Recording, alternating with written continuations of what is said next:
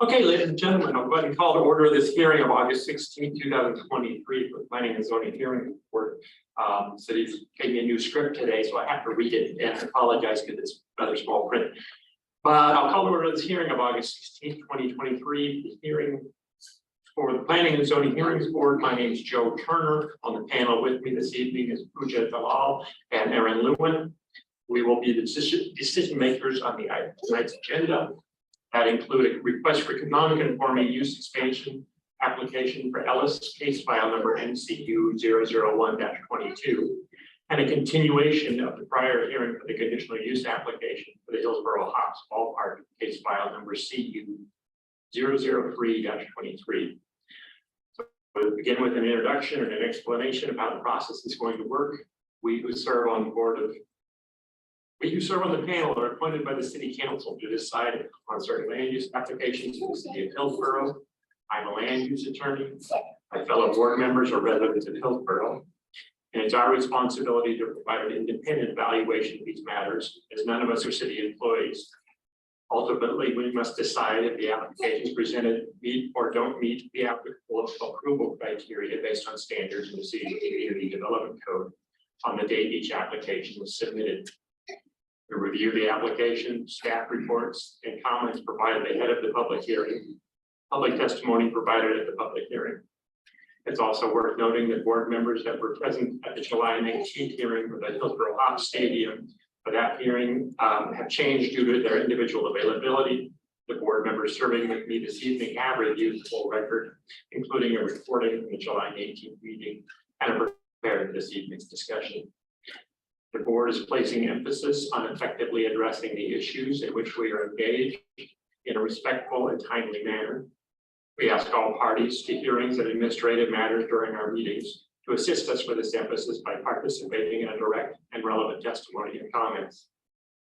I would note that general testimony in support or opposition is really not relevant. The issue before us is whether the applications do or do not comply with the approval criteria. So testimony that I support or I object to this project isn't really helpful, but I support or I object to this project because it doesn't meet this criteria or standard is very relevant. So I'd ask all parties to limit their testimony to relevant issues. During the public testimony portion of any public hearing on the agenda, testimony will be heard in the following order. Those who are in person, those online who pre-registered, and those online who did not pre-register. Additionally, for our virtual attendees, and to be sure you're heard, it's important to speak directly into the microphone, and please state your name prior to each time. That applies to everybody. These microphones can be somewhat directional. So moving on to the public hearing, for our first project, do any of the board members wish to state any ex-parte contacts or wish to declare a conflict of interest for this agenda item? Aaron Lewin, no conflicts. No conflict. I don't have any conflicts either. So our first application is a non-conforming use 001-22 Ellis. Request to consider approving a request for an addition to a legal non-conforming dwelling on property approximately 0.22 acres in size located at 844 Northeast 4th Avenue. Okay, can we start that ORS video?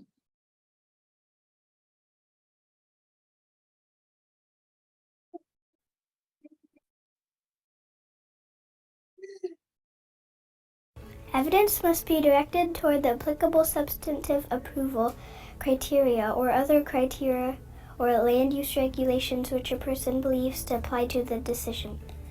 Evidence related to specific approval criteria must be accompanied by specific statements or evidence sufficient to afford this reviewing body and the parties an opportunity to respond to each criterion or issue. Failure to raise an issue at the final evidentiary hearing or by close of the record in person or by letter, or failure to provide statements or evidence sufficient to afford the decision makers and the parties an opportunity to respond to the issue precludes appeal to the Land Use Board of Appeals based on that issue.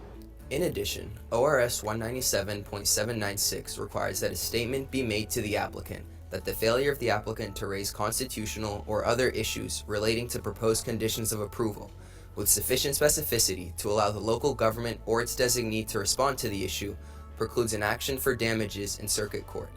Lastly, the public may ask questions regarding or challenge any declarations made by the elected or appointed officials during the testimony portion of the hearing process.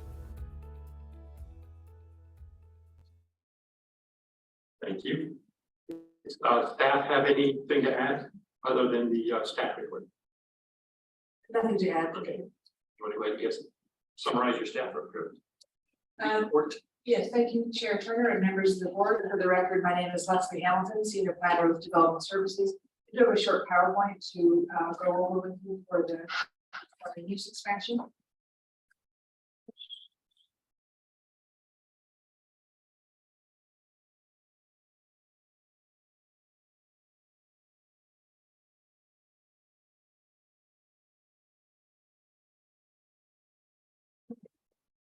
So the item before you tonight is NCU 00122 Ellis non-conforming use expansion. We have a staff report before you dated August 8th. Just want to go over quickly the request before you and the approval criteria. This is a non-conforming use expansion to existing single dwelling. The approval criteria can be found in 1280, 110B, non-conforming use or structure expansion that's in the Community Development Code. Just an aerial context for you to identify the site is identified there with the yellow star, which you can see is a structure that's built very close to the front property line. In fact, it's on the front property line. This is in the R7 zone. The setback standards today in R7 are 20 feet for the front setback. This house was built in approximately 1926.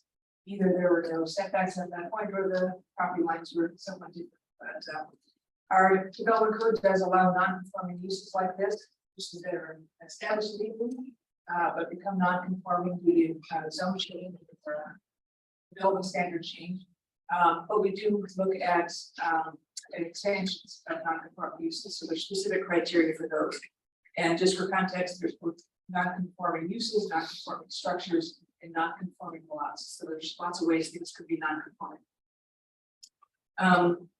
The red arrow identifies the property line. The front property line is it ends, and as you can see, that house is right up next to it. The neighborhood in the immediate vicinity is a mixed neighborhood built out over the decades, but the two properties right to the north and south also appear to have a very non-conforming setbacks. This is a site plan showing again that red line is the front property line. The green line is the approximate 20-foot front setback. So a good portion of the existing dwelling is forward of that. The applicant proposes to remove the front porch that is actually over the property line and extends into the public right of way and move that around to the side of the house. It still doesn't meet the front setback, but it makes the non-conformity less. It's small, not in the right of way. The floor plan shows that it really is the only other option for the front entry. So this is again the entry that will be closed off, and moving that around to the side. Both entries enter the living room. Further back, you'll be entering one of the bedrooms, or even behind the bedrooms. We do have standards for design standards for residential structures that do emphasize a very clear and prominent front porch. So it makes this put in the order and not toward the back. And then just some quick visuals of the site. On the top there is a front showing the porch and the extending ramp that extends almost all the way to the paved portion of Northeast 4th. And on the bottom there is a picture of the side, and you can see how that's going to change. So a couple things on the design. Besides moving the porch off to the side of the structure, they're replacing that with windows and siding materials as well. For remodels on structures of this age, there's no specific design requirements, but what it does do is meet the penetration requirements, actually exceed the requirements that are required for a new house. So in many ways, it's making it, in addition to less non-conforming, more conforming to our design standards today. And this is just a slide of the approval criteria. As you can see in the draft findings and in the report, the approval criteria are met. Non-conforming use is not created unlawfully. The expanded use will have fewer reduced impacts, so out of the right of way and around the corner. It is in the residential zone. It's built in by approaches our current standards. And that last, the proposal complies with the specific criteria in 1230-800, which are the non-conforming use expansions. You want to note there's a limit to non-conforming use expansions of 20%, and I think this is adding 2%. So rapid moving that porch around a very slight change. That concludes my presentation. If you have questions. No, I don't have any questions. Aaron Lou and I also do not have any questions. I just have a question about the 20%. It said, your code says maybe enlarged or expanded at 20% floor area. It doesn't say within the setback. So that addition on the back, doesn't that count towards that 20%? It has not been our practice to bring every expansion of a non-conforming use to the board. It is an expansion that meets today's standards. You don't see it. So this is just the expansion within the non-conforming area. There are a lot of non-conforming structures out there, and I assume it's a policy choice, but you can see everything going. No, I'm just wondering why isn't the addition on the back subject to the 20% standard? You're increasing the floor area of the building. Right, yeah, we haven't interpreted that code section that strictly, So it's only if it within the setback, right, in the non-conforming area, it does, okay. right? And it's different, I will admit that we look at it differently to non-conforming use, Mhm. and that would be like a residential use in a current commercial zone. Okay. That we would look at all, the site together and search. That makes sense. Thank you. The applicant here, representative. Anybody here on behalf of the applicant, the Ellis application? Not see anybody. Anything further to stand? Or are they online? It looks like the applicant may be online, yes. Thank you. Glad you looked at the screen.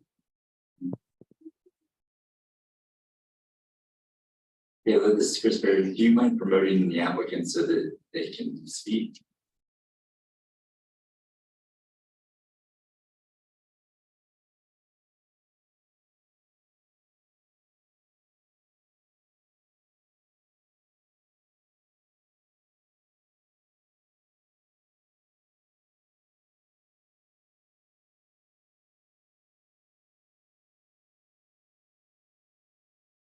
Assuming the applicants there, we're working on getting you promoted so we can hear you. We're not hearing you yet. Oh, maybe we are. We're here.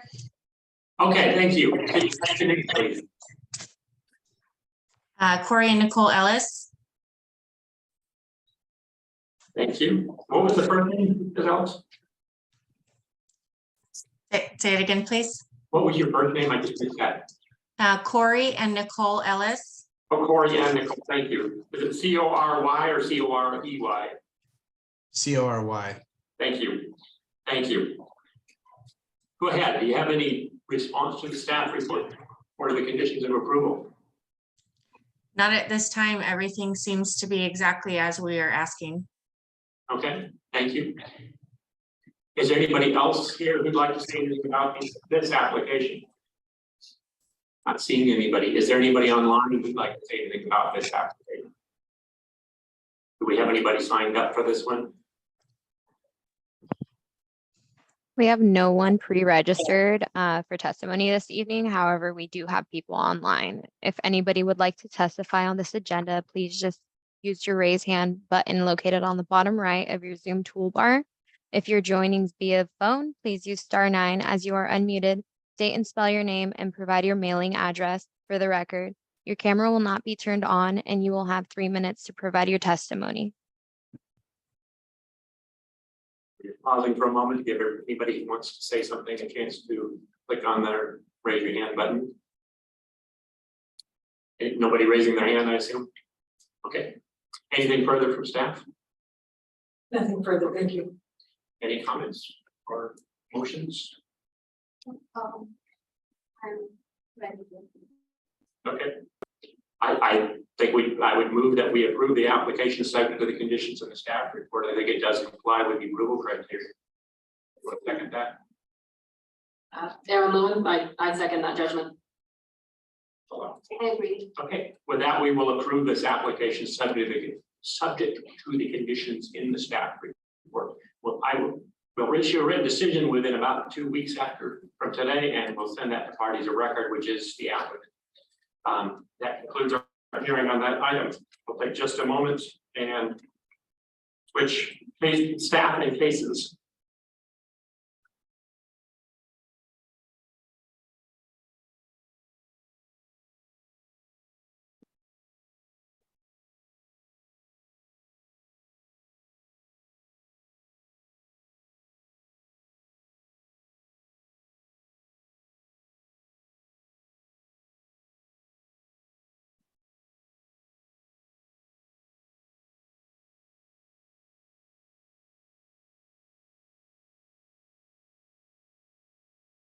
And I'll open the hearing in conditional use 003-23 Hillsboro Hops ballpark. As we noted, this is a continued hearing, so we'll dispense with the production that we did with the last one.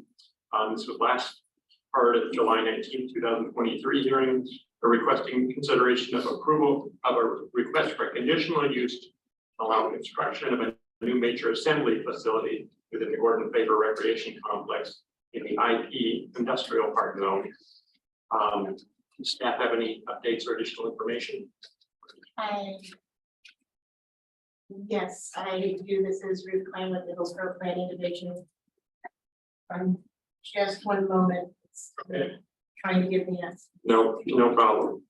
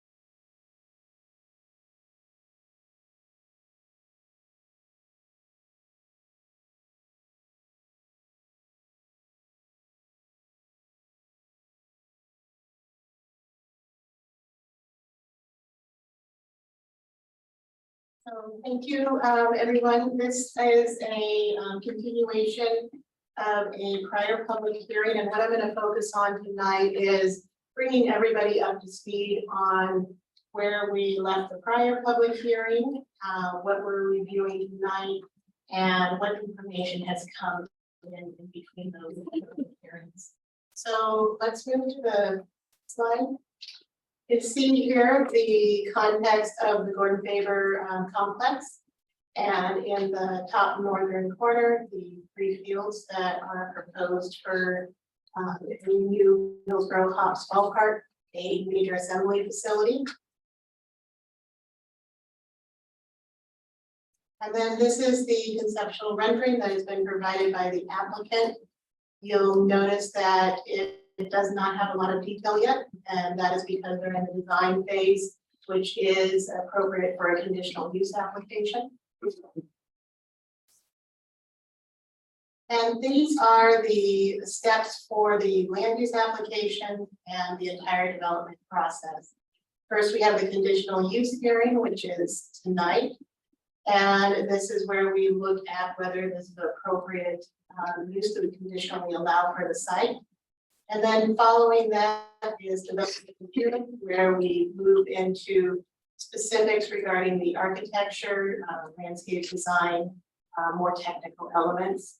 And then lastly, we move out of land use review into permitting, which is done through our public works engineering and building departments.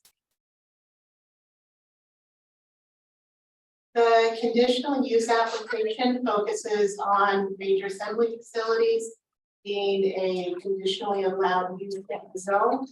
And the 6,000 fixed seat maximum is different from what you saw in the prior presentation. The applicant is not certain because this is the design phase, if it will be exactly 6,000, but it would not be any more than 6,000.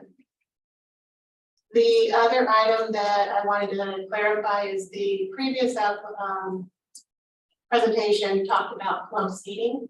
And there was an incorrect assumption that club seating would be additional attendees. It is in fact people who have already bought tickets for the fixed seats.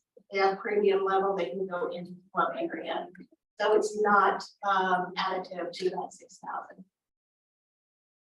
The existing facilities that are out there are 3 baseball softball fields that are proposed for removal. Then we have just to the south, Ron Tonkin Field, which has 4,000 seats, and then Hillsboro Stadium, which backs up to it to the east, which has 7,000 seats. These are the conditional use approval criteria that the application will be considered against tonight. They are listed as a conditional use in the zone.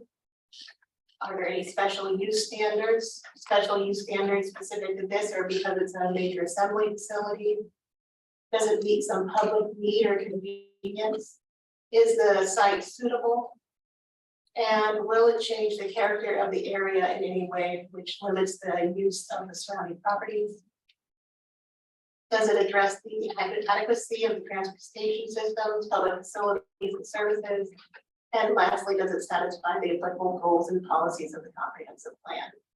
These are the criteria that the applicant is required to meet and which the testimony that we receive would be considered against. So there's been a lot of material that has come through. We have first the July 12th staff report. And that was issued 1 week prior to the July 19th public hearing. And that staff report included the application materials as well as draft findings and draft conditions. And then at the July 19th public hearing, we had received testimony since the issuance of the July 12th staff report. So there was a supplemental report which included all of that testimony that was received, the written testimony, and then we also received written testimony the night of the public hearing, which was handed out to the hearings board. July 25th was the issuance of supplemental staff report number 2, again 1 week prior to the August 9th. I'm sorry, step here. July 25th supplemental staff report was clarification of 2 questions that were asked during the July 19th public hearing. One of them was in consideration of whether the conditional use allows the approval of light poles that are taller than what's allowed in the base standards of the zone. And then also, is there an exception granted for noise for stadiums within the municipal code? And then we have the August 9th supplemental staff report, which is the applicant's response to the questions that were raised during the first public hearing, as well as additional testimony. And then tonight, the August 16th supplemental staff report, testimony that was received since the issuance of the August 9th staff report, as well as testimony that is going to be handed out tonight. And that leads me into handing out some material now for folks. So what I'm going to be handing out to the board is 2 pieces of testimony that were received today in the late afternoon following the issuance of the August 16th staff report. And then as well for continuity, the information that was handed out at the July 2019 public hearing, because we have some new board members. On top of that is the proposed conditions of approval at request of one of the board members, just as a written copy edit. And this includes the revision to the lighting condition, which was discussed at the first public hearing, as well as the revision to the loss mitigation plan for the replacement field, which is condition number 6, but has the most up to date.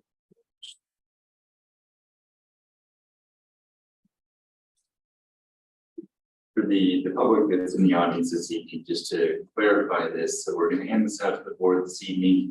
This information will all be made publicly accessible on the website after we get it up after tonight's hearing.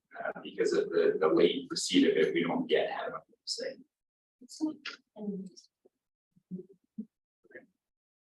There will be extra hard copies, probably not for everybody, but if anybody would like to snag it, I'll leave it over in the corner.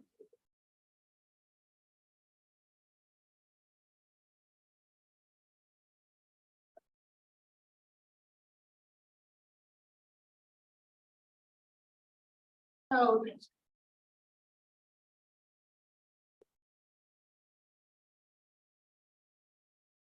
I'm going to move into what the key topics were that were at the previous public hearing. And the first of those is the scope of the conditional use. And again, that gets back to what I showed on the prior slide on the conditional use application versus the development review application versus permitting. And those different levels are not black and white, but there's generally that clarity there that the conditional use is at the more conceptual level. There was discussion on both sides as far as the need and viability of another major assembly facility. There were questions regarding Park and Recreation Department's involvement in the process. And there was also a conversation about attendance caps. There is a condition that's proposed that caps the attendance at 7,000. And all 3 stadiums should share that 7,000 attendance cap, and how that tied into traffic management and traffic planning. There was also discussion about noise management from the existing field, from Tonkin Field, and what the municipal code said regarding assembly facilities and their exemptions from those standards. And then lastly, there was extensive discussion about the replacement fields, the timing of those fields being constructed, the placement of them, and the feasibility of those locations. So that concludes my presentation. I did focus here more on the process, and the applicant is going to go more into depth on some of those. Not for now. Not this time. I have a couple. I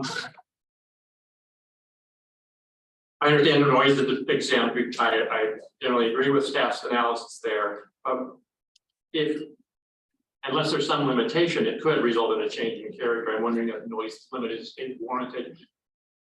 City, if I'm off the top of my head, I think it's 60 decibels is the maximum noise limit. If that was measured at the boundary of residential properties, because of the applicant knows most of the surrounding properties is industrial, but it does to the, my direction straight here to the north is residential across the highway. So I'm wondering if a standard limiting noise to the city standard at the nearest residential boundaries is appropriate. There's no standard right now, no sort of cap as far as, the closest proximity to the nearest allowed residential use. I've never had a condition similar to that in fact. if this was any other use, it wasn't a city state, you know, government owned, it would be subject to those 60 decibel limit. Unless it was one of those assemblies. That's right. And there's Yeah, a classification of exceptions. It's only government owned assembly facilities, isn't it? Mhm. Okay, so that's my concern. You know, if it's government owned, it's more likely to be limited, but if it's not limited, it could have a significant adverse impact that could change the character of the neighborhood. So I'm wondering if staff has any thought, or the applicant has any thoughts on whether such a condition would be appropriate. I mean, I'm sure it's feasible to comply with that. You put a limiter on the sound system. It can't go over a certain number of decibels. It should be fairly easy for a sound engineer to calculate that based on the design of the stadium, et cetera. At this point in time, we wouldn't recommend a condition putting a cap on the noise limitations. There's pre-existing uses out there that would have equivalent levels of noise, and there's an appropriateness to the associated activities with that use as far as higher levels of noise. Okay. Regarding the lights.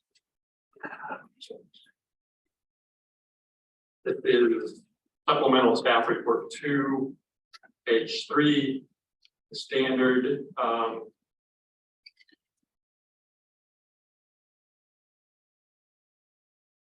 It says B, I think it's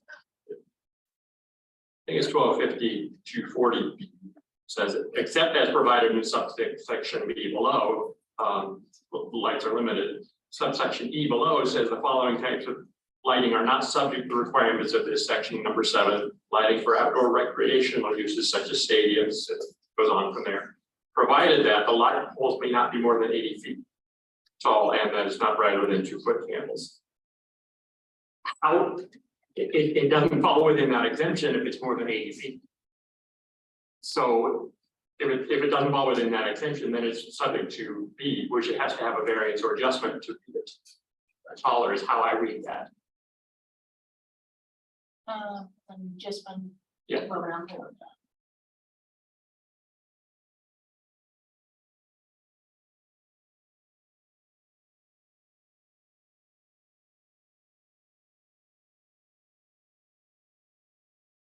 So what I was trying to parse out in this particular section is that there is a narrowing of options that become available for an applicant to request a higher level lighting for a stadium.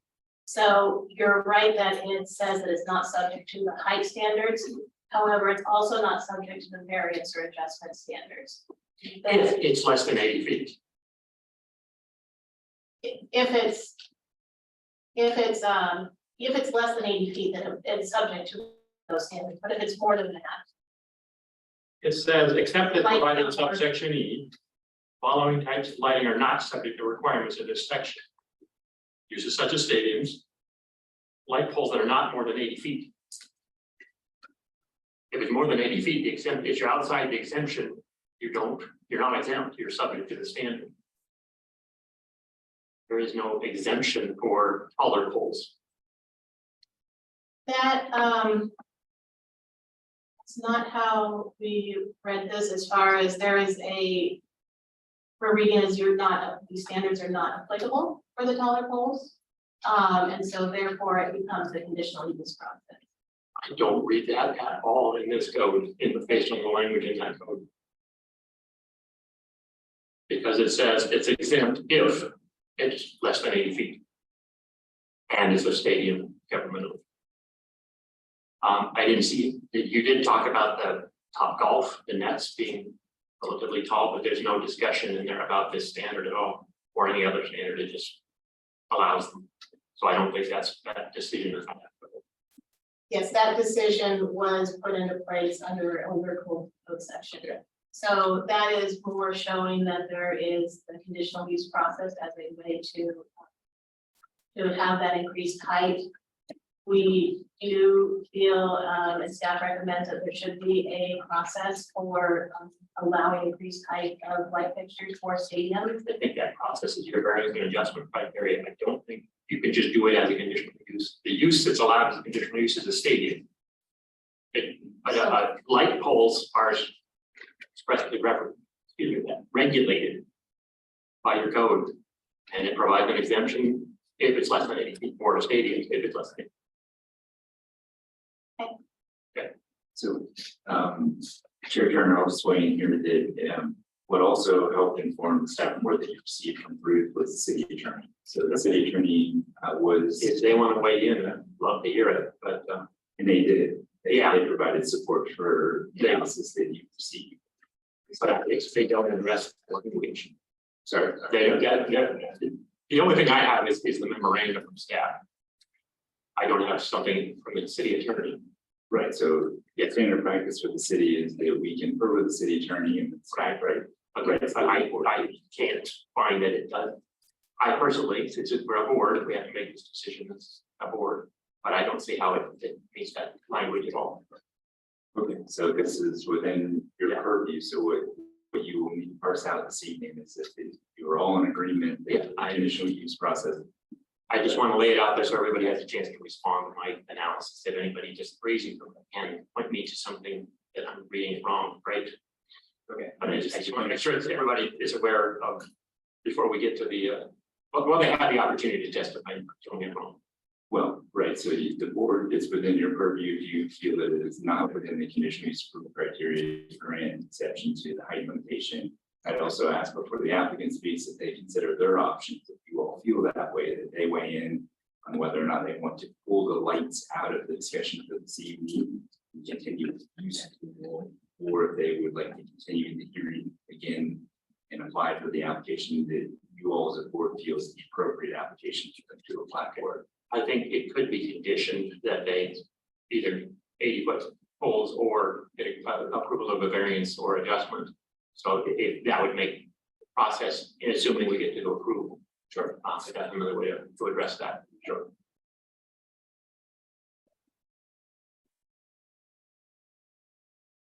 This is probably more of a question for the applicants. I'll hold off on that one.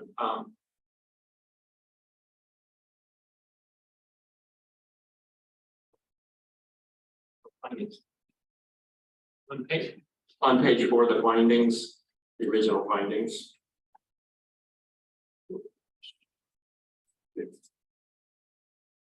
Findings of fact.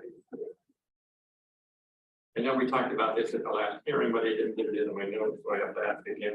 Apologize for that.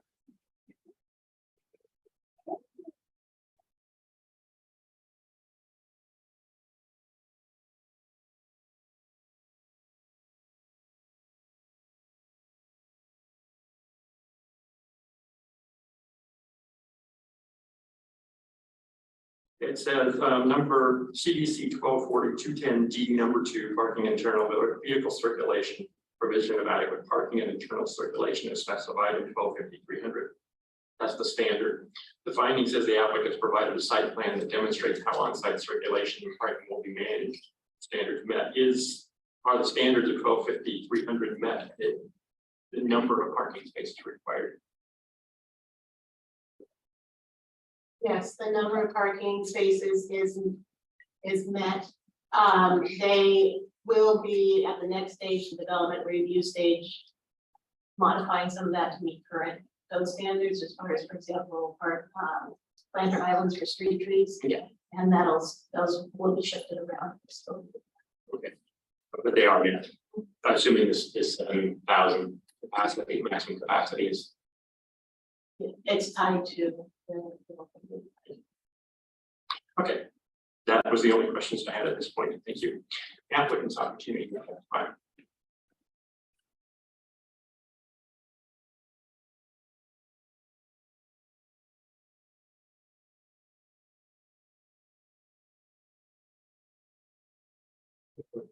Fine, the applicant. All right, good evening, board and staff. Thank you for having us tonight for this continuation. I'm currently waiting for the presentation to get pulled up. Oh, okay, thanks. Just knew. And I'm assuming that's what we got today. Yes, so some of the, sorry, Sean Morrison, Hillsboro Public Works, for the record. We did provide some handouts tonight because some of the text on the screen is a little bit small. There are copies for staff, board members, and there are a few copies over there on the table for anyone in attendance that would like to view. I have with me tonight Melissa Slowmaker with AKS, who is our land use planner for this project, and then Jerome Koch representing the Hillsboro Parks and Recreation Department. Tonight, what we chose to present on was some of the topics and themes from the last hearing that we have also provided written response on, and then we've also been taking a lot of written testimony over the last few days, and we have done our best to try and address those. I would request 20 minutes, if that's okay for this presentation. And then I will, so here's the project team on this slide. At the end of the presentation, we also have quite a few resources and project team members here present if we need to answer any detailed questions that Melissa, Jerome, and myself cannot answer. So with that, I'm going to turn it over to Melissa. Thanks. My name is Melissa Slowmaker with AKS Engineering. Understanding that you've all gone up to speed on the project, we're just going to touch lightly again on what staff mentioned on the scope of the project. But here's the site plan that illustrates the location of the new stadium and some major just outline of what is anticipated to be included. So it's a 215 square foot area of the site where the new stadium will be located. As Ruth mentioned, the maximum of 6,000 seats. The existing parking and access will be utilized, and events, in addition to the Hops use, will include concerts or festivals. Next slide. So again, I'm just going to touch on some of the main topics that came up at the initial hearing. And we also included most of this information in our memo from August 1st, but we wanted to highlight, just answer some of these questions. So one of the questions was raised about whether the city has adhered to the public involvement goal of the comprehensive plan. And we just wanted to point out that, yes, we followed the typical noticing requirements for our neighborhood meeting, which happened on June 5th, and staff has provided all the notifications for the hearings according to code. But in addition to that, the city project team has included updates on the website, social media blasts, in the newsletter. There's been other public meetings, such as the Parks and Rec Commission meeting, where this hearing was identified. So there have been many other opportunities for the public to learn about the project and this conditional use permit process. Next slide. Another question was brought up about sustainability and how this project meets sustainability goals within the city. In general, the city project team is providing a multifaceted approach to sustainability, working with the city sustainability team, Energy Trust of Oregon, and TriMet on transportation access to the site. There's a commitment to of 1.5% of the project value will be committed to the state green energy requirement. So we just wanted to highlight that's a priority for the project. Next slide. And as we discussed, this was already discussed by staff and hearings officer, we believe the lighting conditional use requirements have been met. And with the condition as written, that the lighting will comply with the city standards at the boundary of the site. We believe that the lighting meets the conditional use criteria. Next slide. There's also mentioned about whether a traffic impact analysis, why it was not required. And in general, the new stadium will not have new traffic impacts, and that's why a new traffic impact analysis wasn't needed. The Gordon Faber Complex will continue to be managed so that the site will not exceed the existing maximum capacity of 7,000 people. And we'll have park staff talk a little bit more about that in detail on how the site is managed and answer any questions you may have. Next slide. Another question came up about other facilities that may already meet the need for these types of concert venues. And we just wanted to point to the fact that economic impacts aren't really they are not a criterion for the conditional use permit, but we wanted to point to the study that was done by Eagle Northwest, and it's included in your packet, that determined there is a market demand for the stadium and for a concert venue. Next slide. As staff reviewed, the municipal code has an exception for the noise.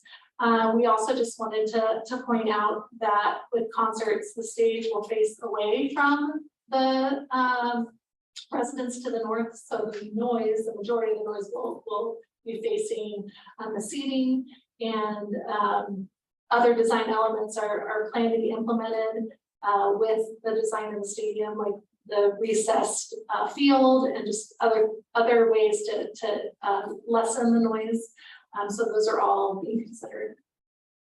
Next slide. And then this is my last slide before I hand it over to Parks. But a question was raised about location of the future Century Boulevard overpass and how it will impact the new stadium and the overall plan for the complex. So if you could go to the next slide. This is hard to read, I understand. I did almost remember my laser pointer, but and if you want to look at it in hard copy, this might be easier, but you can see in a light blue, you can see where the overpass is planned through just, yeah, exactly on the west side of the new stadium. The stadium improvements take that into consideration. There's a right-of-way dedication that will be required. We just want to point out that this is a long-range plan. There's no funding for this at this time, so we don't know when that will actually happen, when those improvements will happen, but it is being considered in the design.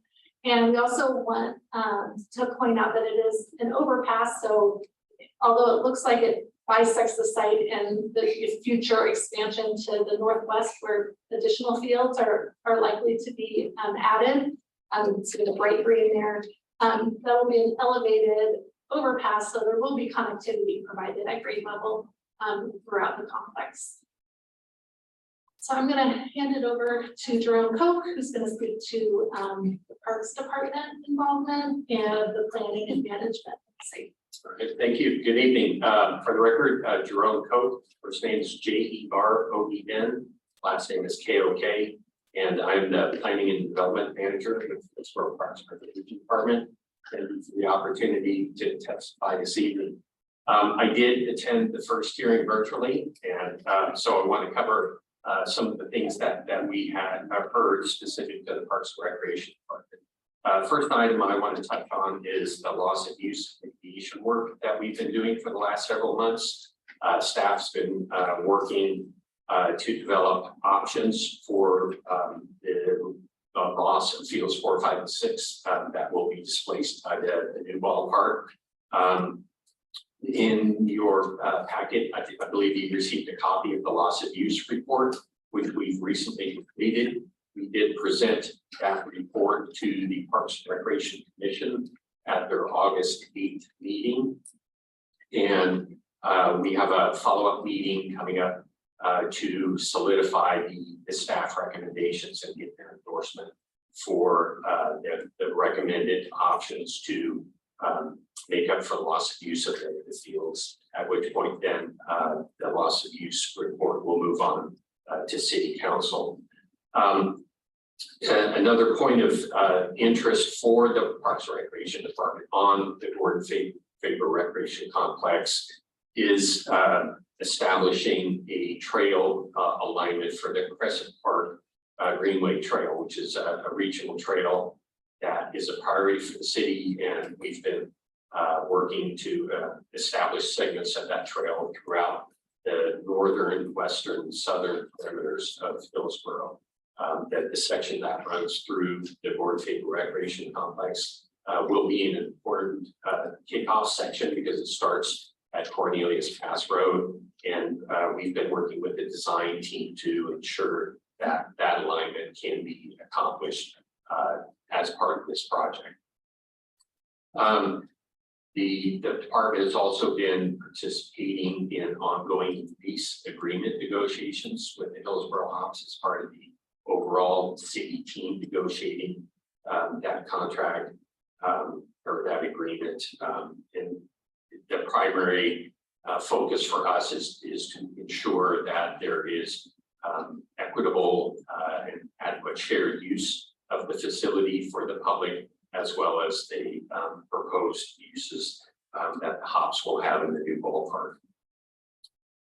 In terms of active and passive uses, again, the loss of use report is primarily focused on replacing fields at the Gordon Faber Recreation Complex. I'll go to the next slide here in a moment to further highlight the location of those proposed fields. Additionally, not only does the new ballpark increase passive recreation uses, but the city, as part of the lease agreement negotiations with the Hops, is in the process of negotiating public use of the new ballpark for active recreation purposes. And then finally, I want to mention that as part of this city's 2035 plan, one of the goals in the plan is to establish outdoor amphitheater that can accommodate large concerts events, much like the ballpark proposal that's subject of this conditional use permit. Next slide, please. So again, this is a little bit difficult to read. Hopefully you can refer to your hard copy. But at this point in time, the loss of use new fields that are proposed in our recommendations to the Parks and Recreation Commission are located in vacant areas that the city owns northwest of the existing ball field complex, as well as east of the existing ball field complex. And the significance here is that these are vacant areas, and so these would be new fields that aren't impacting current user groups, like some of the potential locations we had identified for loss of use mitigation. In addition, locating the fields at the complex helps to maintain the tournament quantity of fields that are available and important to tournament directors as they're looking for tournament sport field locations in the region. Next slide, please. And then finally, just in terms of overall site management, our approach with the new ballpark will be very similar to our approach in working with the Hillsboro Hops as we currently do for their baseball season at Ron-Tonkin Field. So our department does initial preseason coordination meetings with the Hops that help to coordinate scheduling and use throughout the baseball season.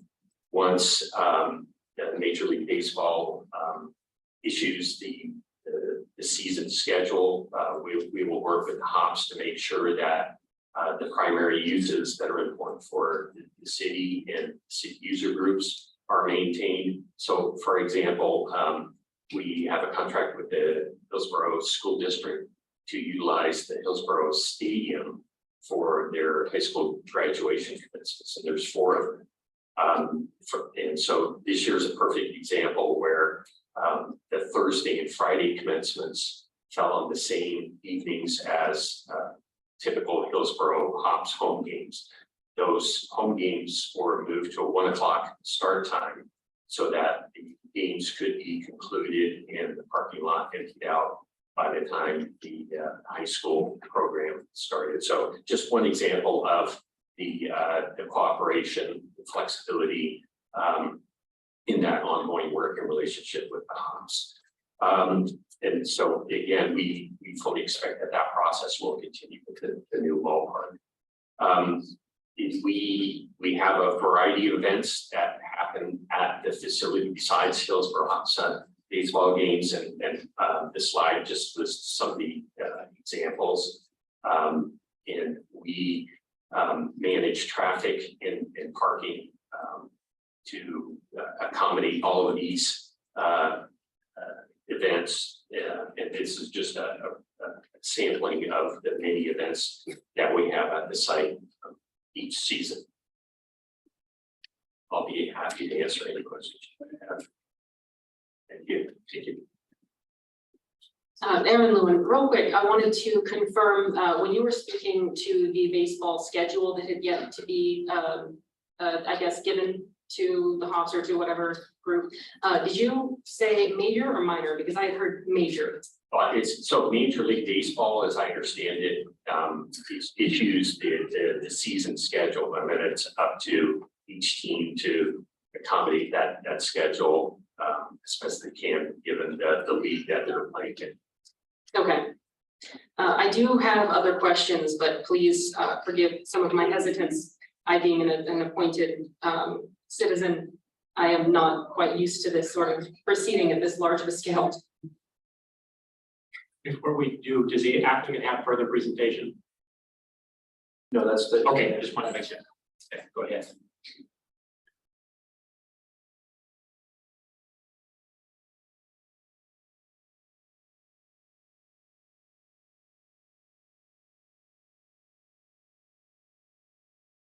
So firstly, if I could potentially go back a bit when we were referring to the noise exceptions.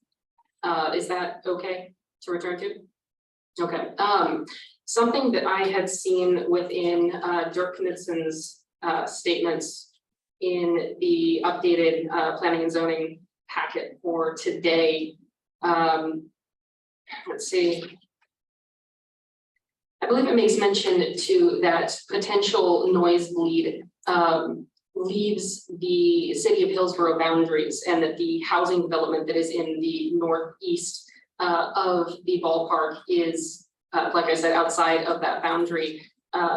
He had mentioned potential opportunities for Washington County to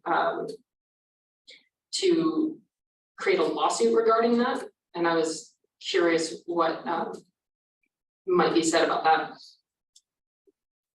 Chris Berry, Building Services Manager, so board member Lewin, if right now if you have questions of the applicant. The applicant, okay. Yeah, you can direct those to the applicant. If you've got broader questions to staff related to public testimony, then we're happy to answer those following the public testimony itself. Okay. You have a question about the applicant's take on the noise standards, and you can direct the question to them. Like Ruth had mentioned that, staff is going to likely consistently say this evening that we feel that the stadium project is exempt from the noise standards that the city has, and that's given on a very specific policy that was adopted by the council. So that's likely going to be our continued response on the noise standards. But if you want to ask the applicant a direct question about their take on noise standards, then you're more than welcome to do that. My apologies for the out of place timing on that question. I think I do have other questions directed to the applicants here. If you'll give me just a moment. Sure. And if you want to take a couple of minutes to collect all of those questions, then maybe Chair Turner can turn it over to board member Dalal or himself to ask questions. Sure. Well, do you have any questions? I do. This question is for the applicant and for the staff.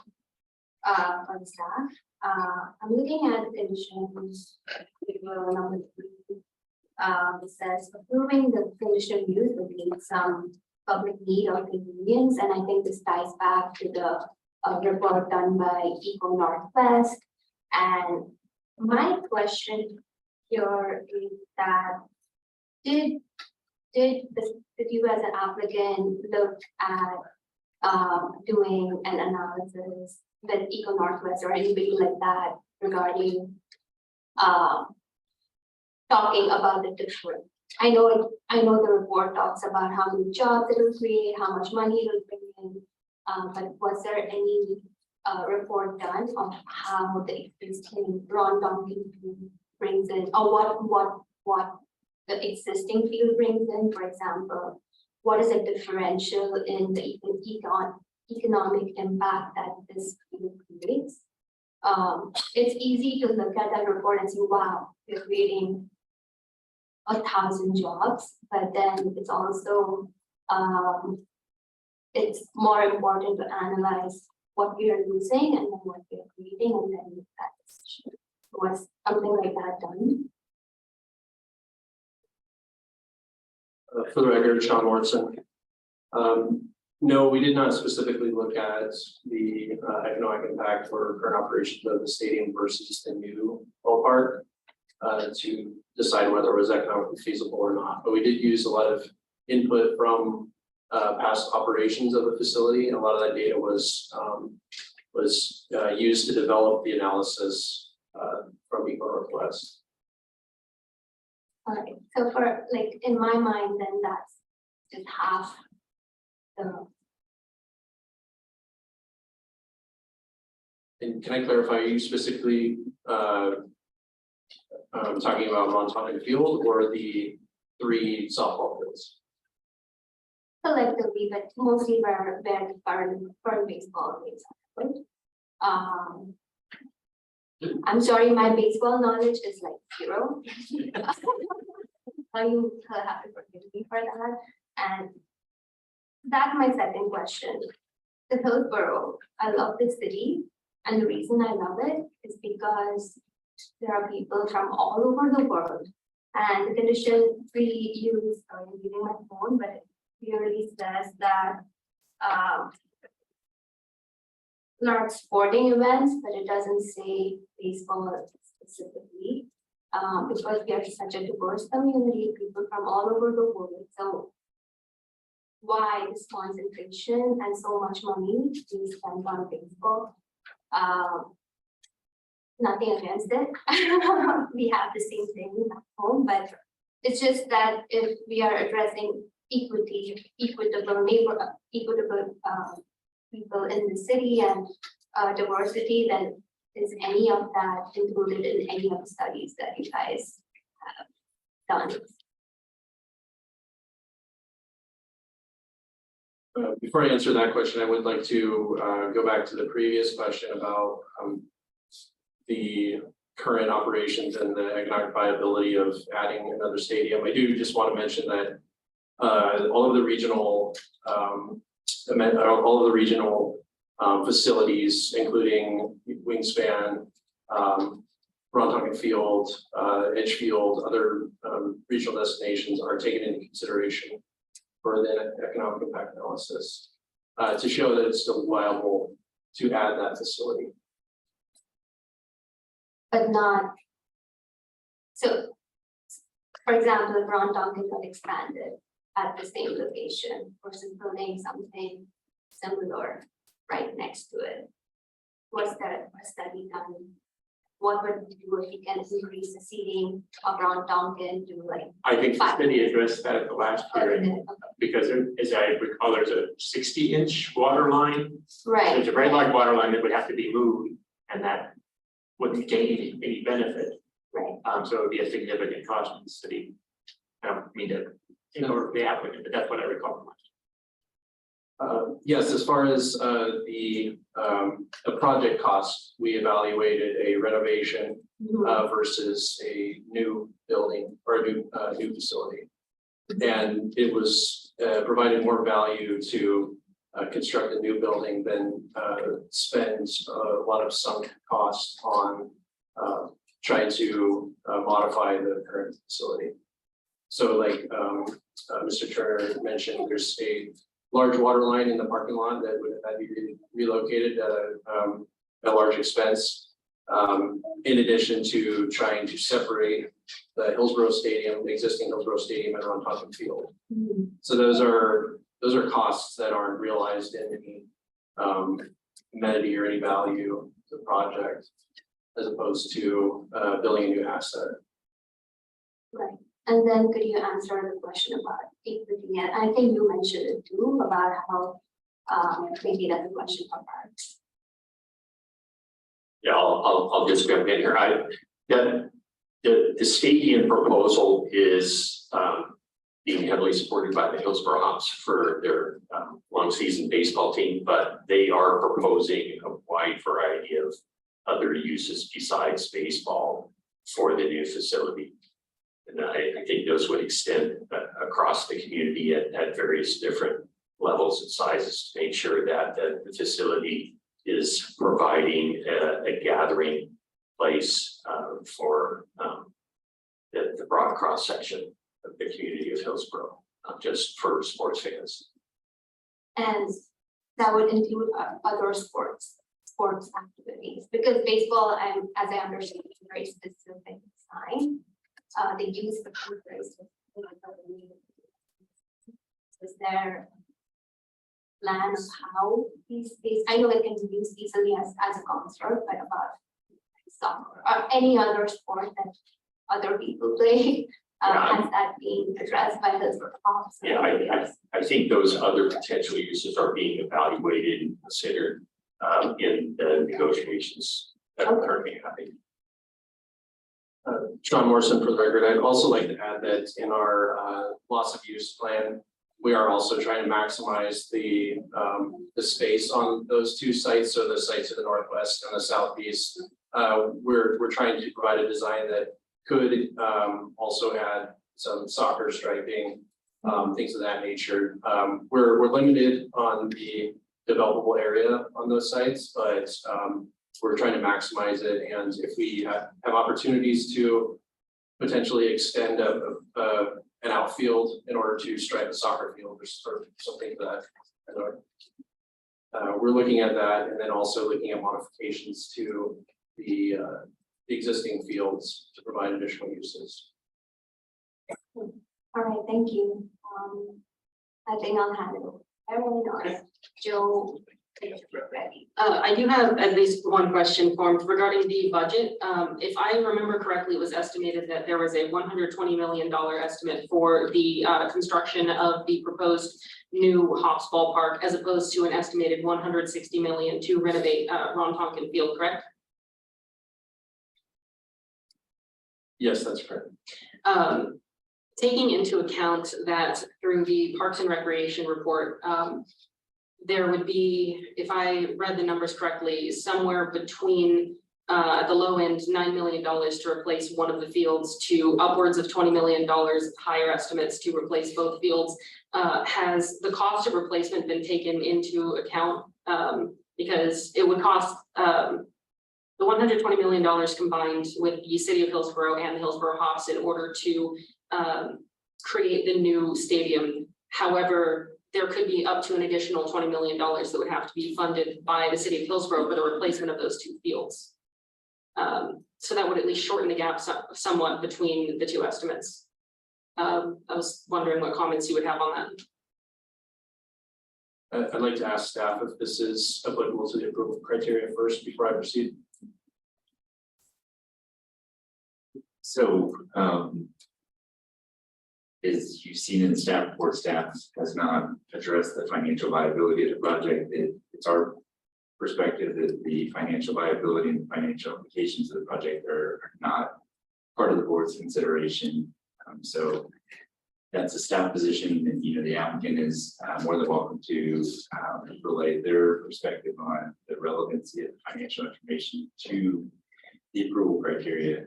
We are in a very open public dialogue here. I think it's healthy for the dialogue. I would just caution the board to be mindful of the approval criteria and the impact of that financial information on the approval criteria that guides you in your decisions. Yes. Record, Dan Diaz, Economic and Community Development Director, and board member, Lynn, thank you for the question. I would also just add, in addition to Chris's point about the applicability of the financial aspects to the approval criteria and the consideration of the conditional use application. From a standpoint in terms of public engagement, there are other avenues and means in which that conversation is being had with the public, perhaps more appropriately outside of this particular land use process and consideration as well. Okay, I acknowledge that, but if I may say, while the budget itself may not be directly related to the conditions of approval, the replacement of the two fields has been discussed as part of the process. So it was my understanding that those costs would be related to the conditions of approval, and thus it would be relevant. Gordon Faber, I think that's a fair point back. I think where I might nuance that discussion is that it's probably more appropriate to talk about the replacement and what the applicant is doing to replace the field, not what the cost of that. Okay. Yeah. I do also have a question regarding the fact that the city of Hillsboro itself is the one who has proposed this conditional use application and how that might present a conflict of interest in some way with an arm of the city of Hillsboro essentially approving or determining whether or not the criteria as to whether or not this is an approved conditional use is appropriate. But isn't that what our purpose is here is we're independent from the city in reviewing, we're providing that independent review.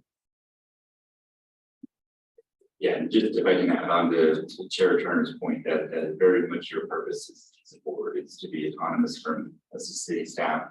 I would tell you, I'm sure the public that the reviewing of this application, so Ruth being the case file planner in this project, who works in the planning division, we are intentionally separate and apart from the applicant team is coming out of the public works department and the parks and rec department. So there's a very intentional separation of responsibilities. So when we're on the review side, we engage the applicant team like we would engage any other applicant team in terms of how we support the application, how we navigate them through our process. But again, Board Member Lewin, these are great questions for the public to hear you asking as a resident of the city so that they have the transparent information you are also seeking. So okay, no harm in you asking the question.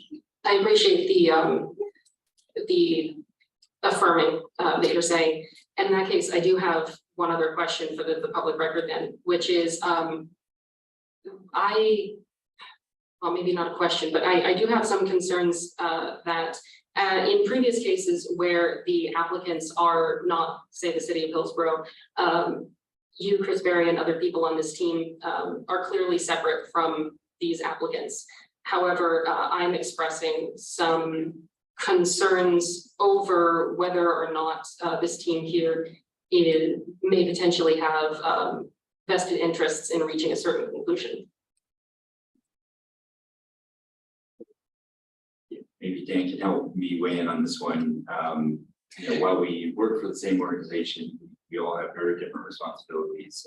I would tell you personally, if you want assurances from Joseph, Ruth, and Dan as well, I do not have a vested interest in the Hillsboro Hops Stadium.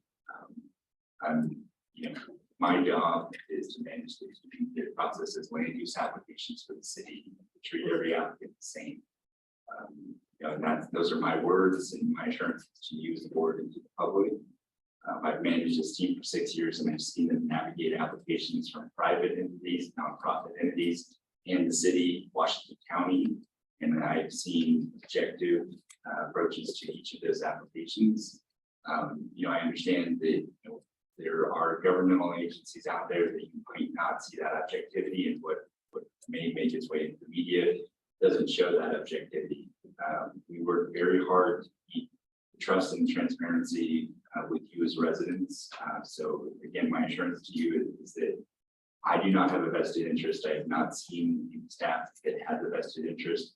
We've even taken steps on certain applications where there might be a perceived conflict of interest. So I'll give you a good example.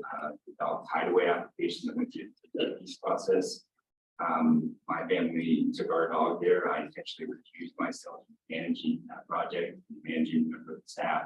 The took that case file through the process. And we do that in the background. You know, we do that to create that barrier between us.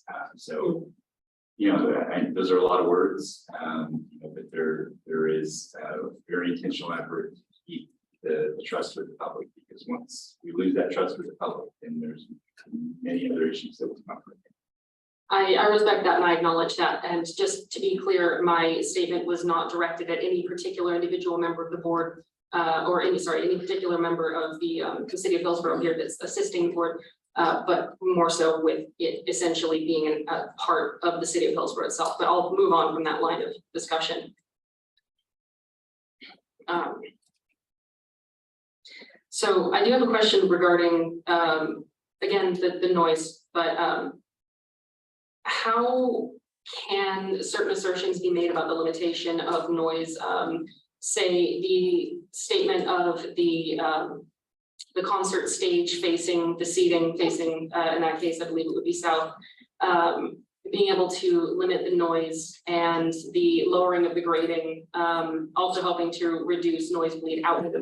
If the construction is, or if the planning is not yet been finalized and therefore no concrete statements have been made, how certain would the applicant be that these statements will continue to be true as the planning goes on? For the record, Sean Morrison, just to clarify, you're asking how sure are we that the orientation of the facility will remain through the development of the project? And, Sorry. And then how that pertains to sound management? Not the orientation of the park per se. However, other aspects of the park throughout both the previous hearing and this current one, forgive me, I was not present for the original meeting, so I cannot make statements with any specificity as to that meeting. The number of proposed seats have changed several times since that previous meeting and through correspondence, both with, for example, myself to, I'm sorry, I forgot your name, Ruth, yes. And then similarly, although this is a separate matter, certain testimony received has also made reference to a difference in number of seats over time. So things like the number of seats and things like certain statements that were made, such as the lowered grading of the stadium from ground level, I'm sorry, the playing field from ground level.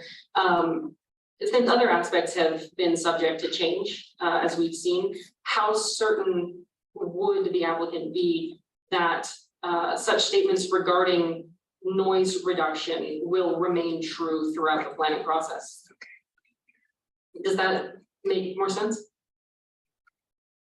Sean Morrison for the record, you hit on a few different topics there that I can try to pull apart and address. So with our written statement about the orientation of the field and the elevation at which the sound would come from, those are our current assumptions. We don't have the noise design completed yet to be able to tell you exactly what the impacts are going to be. I'll tell you that we will be responsible with noise management, and that we were basically describing how the sound would travel with the current orientation. We also felt that because of the approval criteria, we're not required to provide any of that information or study at this point. But it will be something that will be incorporated into the design, and we will do our best to mitigate any impacts. As far as the number of seats changing, to our knowledge, they've changed one time, which was after this last hearing. And that was simply because of something that I realized that if we, this early in design, if we had applied for, say, 4,500 seats, we would be limited to 4,500 seats through this process. And we're still very early in design, and we're balancing number of seats, and well, the hops are balancing number of seats and revenue generation against the cost of the project. So there's a lot of potential fluctuation in how, adding potentially 100 more seats may increase revenue and allow us to do other things on the site. And what we didn't want to happen was if we needed to go one seat over what we applied for, we didn't want to have to go back through this process. And we also didn't want it to be perceived as an expansion of the project because it's not. We're still very early in design and we're still balancing the exact numbers of the project. That being said, none of this changes the fact that we're limited to 7,000 spectators on the site. And that is consistent with the 2 existing stadiums that are there. And I'll also add that the Hillsboro Stadium has 7,000 seats currently. So we are not proposing anything above and beyond what we're currently limited to. I am currently trying to find where, but I do also recall some reference being made to up to let's see, page 53 of the August 16th document, a statement from Eco Northwest, I believe is how you pronounce that. It starts by saying the new ballpark will seat 5,500, and then it continues to say the new ballpark will have the capacity to seat up to 7,500 for concerts. Sean Morrison for the record. So there will be a fixed seat count, and then there will be suites. For a concert, there's also an opportunity to have standing room only down on the field. The occupancy level of the facility might be up to 7,500, but we are limited. And that information was not available to Eco Northwest at the time of the study.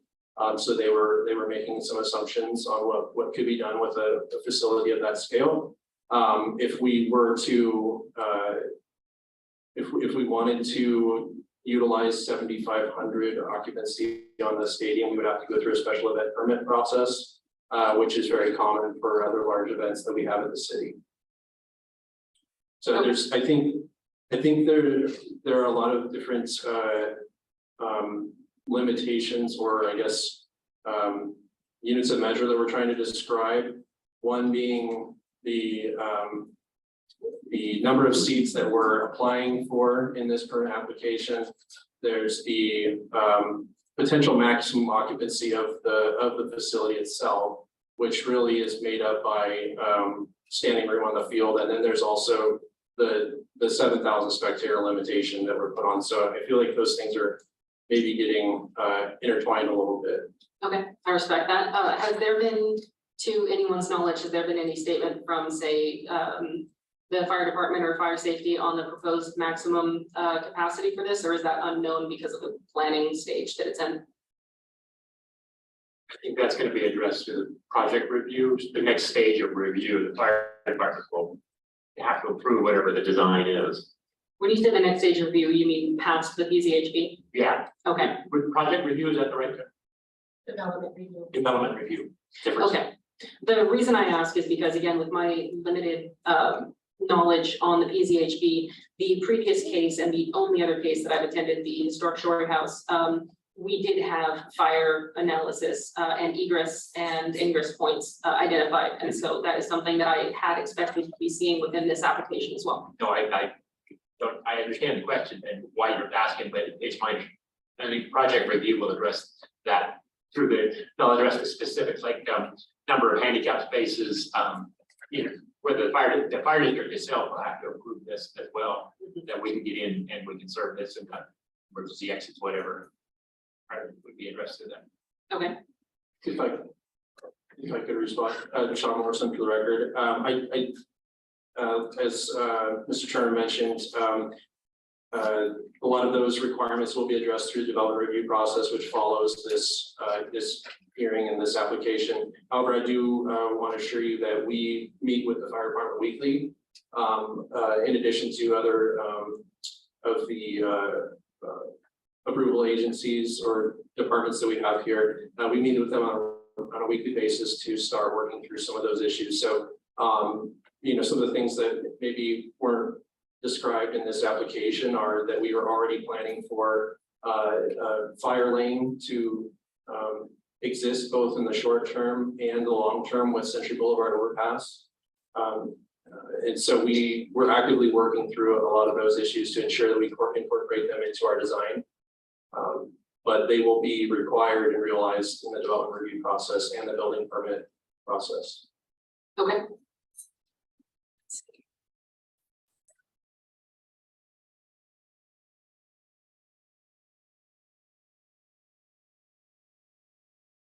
No further questions.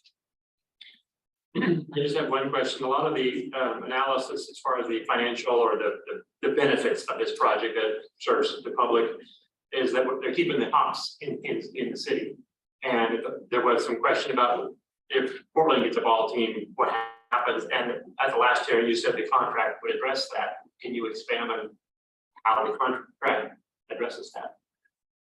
Because if what happened if Portland gets a major league, I guess it would be team, do the hops cease to exist because of the potential conflict in the drawing of St. fans? And I thought the applicants group had said this, the contract with the city addresses that.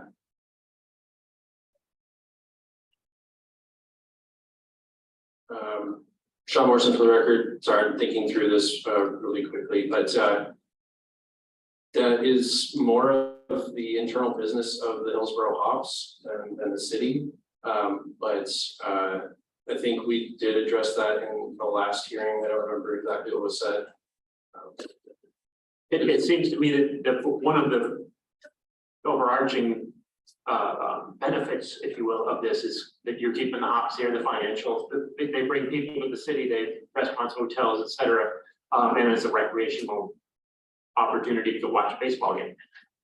But if the hops go away, all of those supportive findings go away. If you have any response to that. Yes, that is true. I was getting stuck on what happens if Major League Baseball comes to Portland. No, it's just, that was how it was brought up in the public testimony. So I don't, do you have any response to if that happens, what happens? Yes, if so to go back, if the hops do not meet the Major League Baseball standards, which is what we're trying to achieve with this project, then they will lose their MLB affiliation, and it's likely that they won't be able to operate here. I understand that. Or the double lookout. Okay, but the public testimony was, what if Portland gets a team, a major league team, do the hops still exist, or will the Major League Baseball move them somewhere else? And that may be a speculative, a little too speculative, but I wanted to give you the chance to address that because it was raised in the public testimony. They didn't see any additional response. Again, I would say that it's not really appropriate for me to speculate on that. I don't work in Major League Baseball and can't predict what will happen. I guess anecdotally, I've heard that the two can coexist, but again, I think that would be speculation. Okay. That's the only question I had. Can I ask a follow-up? Can I ask a follow-up question to what Joe just asked? And this ties back to my initial concern about specificity of this program and design and the baseball stadium. So it's a great question what you brought about, because if the Hops were to go away, I'm not saying touch wood, but if something like that would happen, is there a contingency plan for this much amount of investment and money that we are as a city spending on the stadium? Or is it going to become like, I don't know, Detroit? Then GM goes away and the whole city just falls, or Intel goes away. But I know it's speculative, but is there any contingency plan for such a thing to exist because of the specificity of the design?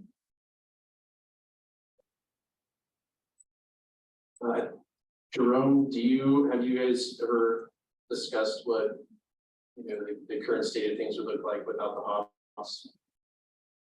So for the record, Jerome Code, if I understand the question correctly, if you're asking if the new ballpark is built and for some reason the hops are no longer exist, what happens to the new ballpark?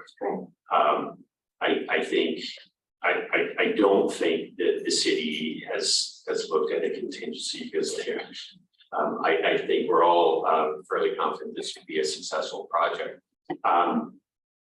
But that said, I think there would be opportunities to redesign the ballpark so that it's not necessarily baseball specific, but could accommodate a broader range of sports in a stadium type setting. So that has been considered? That has not been developed. Again, I think the assumption here is that this is going to be a tremendously successful project and we don't have to plan for that contingency at this point. Morrison, for the record, also add that the city is actively negotiating a lease agreement with Hillsboro Hops. They have a lot of terms and protections in there. So I can't, I guess, speculate on exactly what would happen because that's a lot of what we're going through right now. So is there like a time period in the lease that we have to do 10 years or 10 years, or is there a specific? The reason I'm asking goes back to the number 3 conditions of approval, where is there a public need for this, right? If the public need, is there a possibility that the public need can go away? And then we're just left with this stadium, which might not be able to be repurposed into like a soccer stadium or football stadium or cricket stadium mode. Existential questions. Sorry.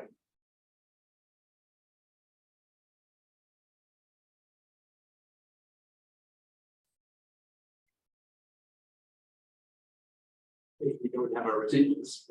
Well, I mean, like I said, we're actively negotiating these terms with the Hops at the time. So I don't have specific details to be able to provide at this time.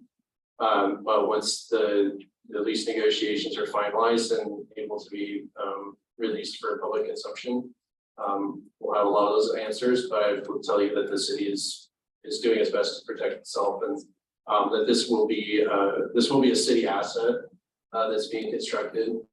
And so like Jerome was saying, we would, speculate that we would repurpose it somehow. So we have a similar situation going on with the Hillsboro Hops moving out of Rontonkin Field, and our teams are currently working on plans of how we can best utilize that space. In Rontonkin Field, there's obviously a premium field and seating, but there's also a lot of office space, or not a lot, but there's some office space that's available to the park staff as well. So we're looking at all of those potential benefits.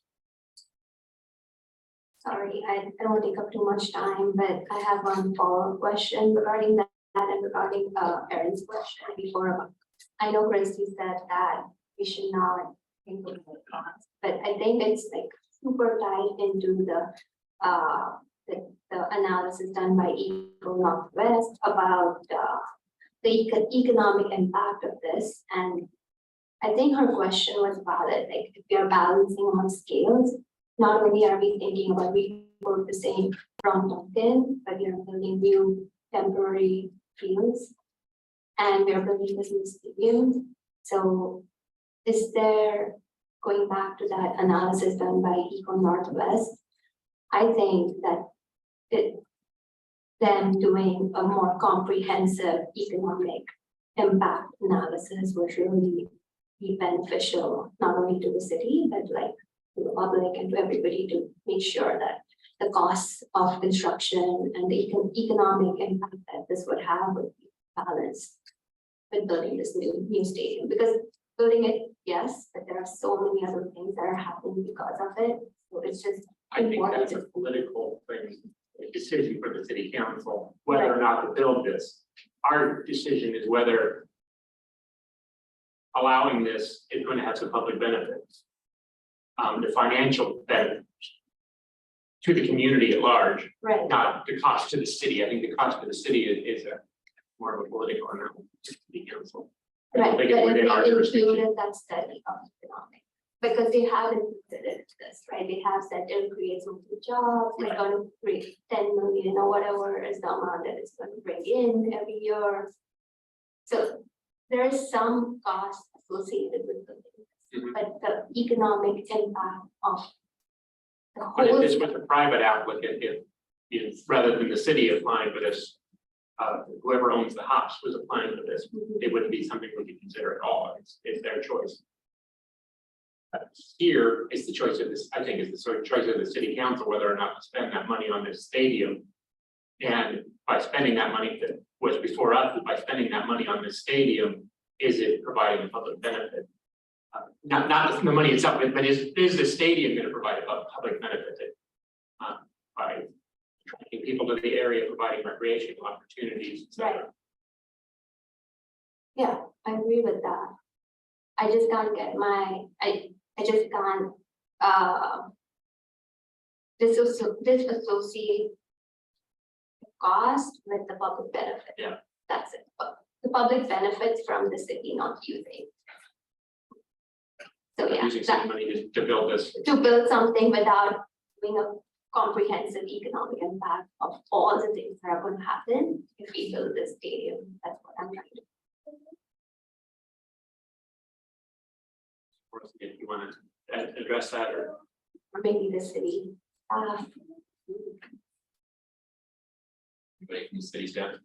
From a city staff standpoint, for the record, Dan Diaz, Economic and Community Development Director. Again, as Chris noted earlier, the review staff are not privy to the specific negotiations, and as Chair Kearney has noted, and staff have also responded to the specifics of the financials, both within the Hops organization themselves, within the contract deals and arrangements, and to a large degree also the financial expenditure decisions that the city council elects to make are not large or outside of that. I can appreciate the connection to the weighting or consideration of public benefit, but the public benefit here is that at least staff have approached the approval criteria, and particularly approval criterias number 3 and 4 talk about meeting a public need, providing a public benefit. And I just want to reassert and reaffirm that. And back to what the applicants, I think, were just sharing a minute ago in terms of what happens with the hypotheticals if other uses come into the region or into the city or other teams are there.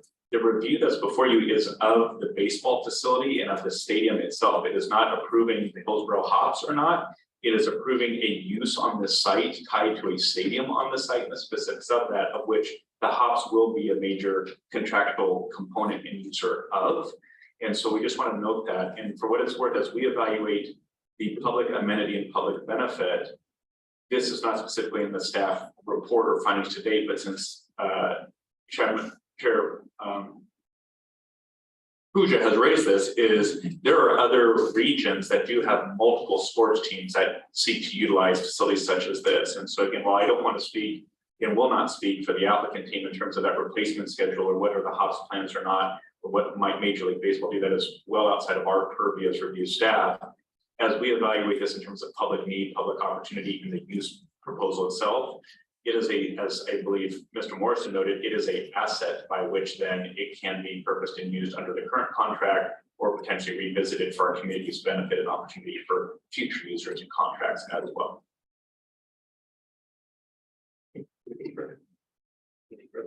I do actually have a couple of other questions. So first, I would like to ask if the applicant is aware of the potential urgency that the Hops have with regard to the construction of a new stadium to meet higher requirements. Sorry, let me rephrase.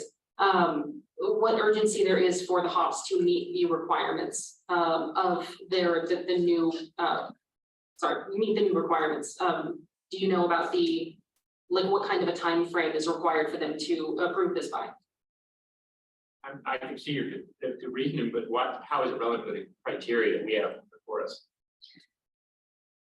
One second on that. I'll have the interest issue, but Yes. I'm not sure how, go ahead. I had previously justified that in my head, but as I've moved on to formulate other questions, give me 1 second. Sure. Sean Morrison for record. That's one question I don't mind answering because we do know definitively. So Major League Baseball has put a deadline on this. We've asked, the Hops have asked for an extension to 2024 and are asking for another extension to 2025. But it does not go lightly with Major League Baseball, and anything past that could result in fines and losing affiliation for the team. So yes, it's something we're well aware of, and that is part of the urgency of the project. Okay. I have a question for Park and Recreation. There is a related question to this, but which of the fields at the GFRC are grass versus turf? For the record, Jordan Coke, fields 1, 2, 3, 4, 5, and 6 are all grass fields. So those are all baseball, softball fields. Ron Tonkin Field is artificial turf, and Hillsboro Stadium is artificial. Okay, thank you very much. Because I remember reading in the I believe the meeting minutes or whatever it's called for the Parks and Recreation meeting within the August 16th packet, just had that page. That's let's see.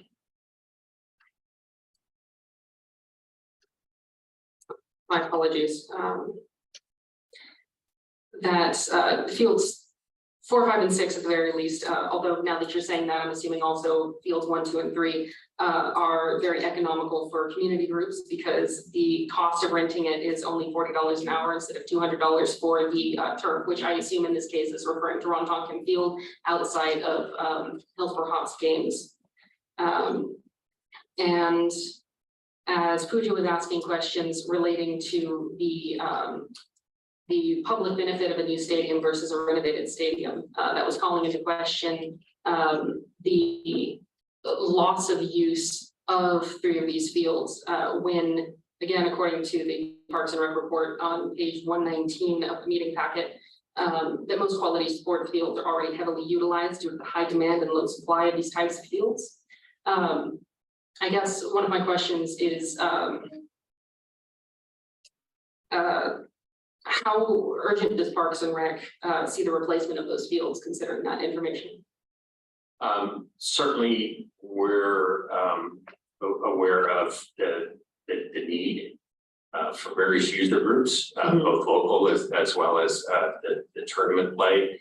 And so we're going to be working with the project team to try to expedite the replacement fields as part of the larger project. That's something we're exploring. Okay. To try to get some new fields online as quickly as possible. In addition, as Mr. Morrison mentioned earlier, making improvements to Ron Tonkin Field so that it also accommodates softball would be a priority. That project could be implemented relatively quickly. Again, to broaden the types of sports that could be accommodated on that field.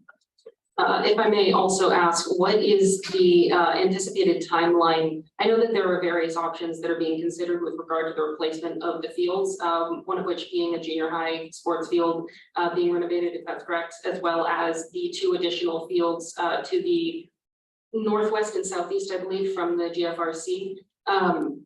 Could you speak at all to the estimated time to completion of the replacement of the lost fields, were that to occur? Yes, for the record, Jerome Co. So currently the staff recommendation in the loss of use report to the Parks and Recreation Commission is to only pursue the 2 new fields at Gordon Faber Recreation Complex in addition to the renovation of Ron Tonkin Field to kind of balance the loss of use equation. It's hard to say at this point. We're going to be working and meeting with Mortensen, who's the lead construction consultant at this point, to see how the replacement fields could be integrated into the larger project. I would estimate at this point, and I'll look to Mr. Morrison to correct me if I misspeak here. I think probably best case scenario would be 2 years from now. Okay, 2 years, and without conditions potentially being imposed upon the construction of the Hops Stadium, that 2-year estimate is made with the acknowledgement that at least 2 of those tournament organizers are planning to pull out if there's any loss of use between this year and next. I can't speculate as to what the tournament directors will do. Obviously, even a short-term loss of fields will at least have a short-term impact to the tournaments that have typically utilized GFRC, but it's our hope that the long-term impact will be mitigated with the replacement fields. And I do stand corrected. I did not mean 2 per se, just through the Parks and Rec notes, pages 189 through 90. The Northwest nations may not return if the loss of use is mitigated, or while the loss of use is mitigated, if they are established elsewhere. And then Valley Invite Youth Softball says that losing 3 fields would be a tipping point. So that was my bad. I did not mean to say 2 per se. No worries. Those are all the questions I've prepared. I'd like to, Sean Morrison, for the record, I'd like to add too that we could replace the fields sooner. There is some heavy environmental permitting on those sites where the new fields are proposed. So the majority of the timeline to replace those fields will be just going through state permitting requirements. But we're doing our best to expedite that as soon as possible.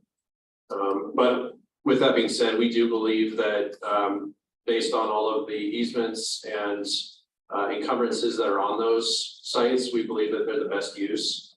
Putting sports fields on those is the best use for those, as there's very limited space for vertical construction.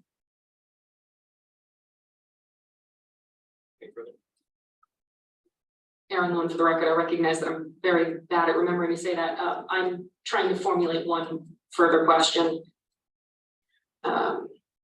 Chris, I guess quickly, is now an appropriate time throughout the process to discuss potential conditions, or is that reserved for a later time? So after the public testimony, I think it'd be best to hear the public testimony and see if that influences any of your thoughts relative to conditions of approval. The applicant team will have the chance to rebut the public testimony, and staff will also have an opportunity to speak. So after you hear the public testimony, if you want to discuss conditions of approval, then both the applicant and staff can weigh in. Understood. Thank you, Chris. And in that case, that'll be all for now. Okay. Thank you. Barry, I didn't see it in the intro. What are the time limits? I know you at last hearing, there were time limits on testimony. I didn't see that in what is the limit? So that is at the board's discretion. Typically what staff would recommend is 3 minutes per item. That's what I thought. It was 3. I just wanted to make sure I got the number consistent with the last hearing. And Kayla is ready when we get to public testimony. She'll have a timer for everybody so that that's clear for everybody. Might suggest, since we've been at it for almost 2 hours now, to take a break. But yeah, we take a short break back at 8:30. Okay. Sure. So we could be at 8:30 by 9 o'clock, and we'll go to public testimony at that point. I think. Thank you. I'm glad you anticipated me. We will limit public testimony to back to 3 minutes. Staff on a timer going, which will be visible on the screen, I assume. It wasn't the last one. And also please don't repeat testimony offered by yourselves earlier witnesses. Repeating your testimony doesn't make your case any stronger. This is a popularity contest. The only issue we get to decide whether the application does or does not comply with the approval criteria. Whether everybody loves it or everybody hates it is something we get to consider. So with that, who wants to go first? Go ahead and speak. Thank you, ma'am. Thank you for reading first. You're welcome.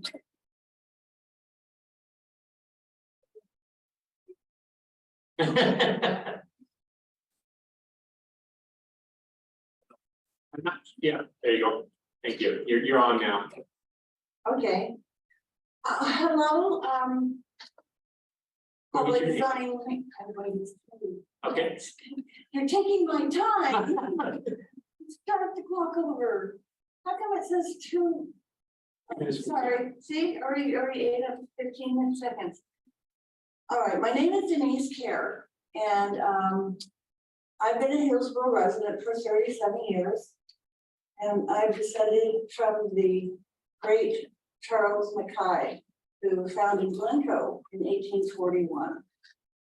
Here's what I have to say. First, to begin with, to start, I have heard that some city council members have Hops season tickets. I did ask you if you did.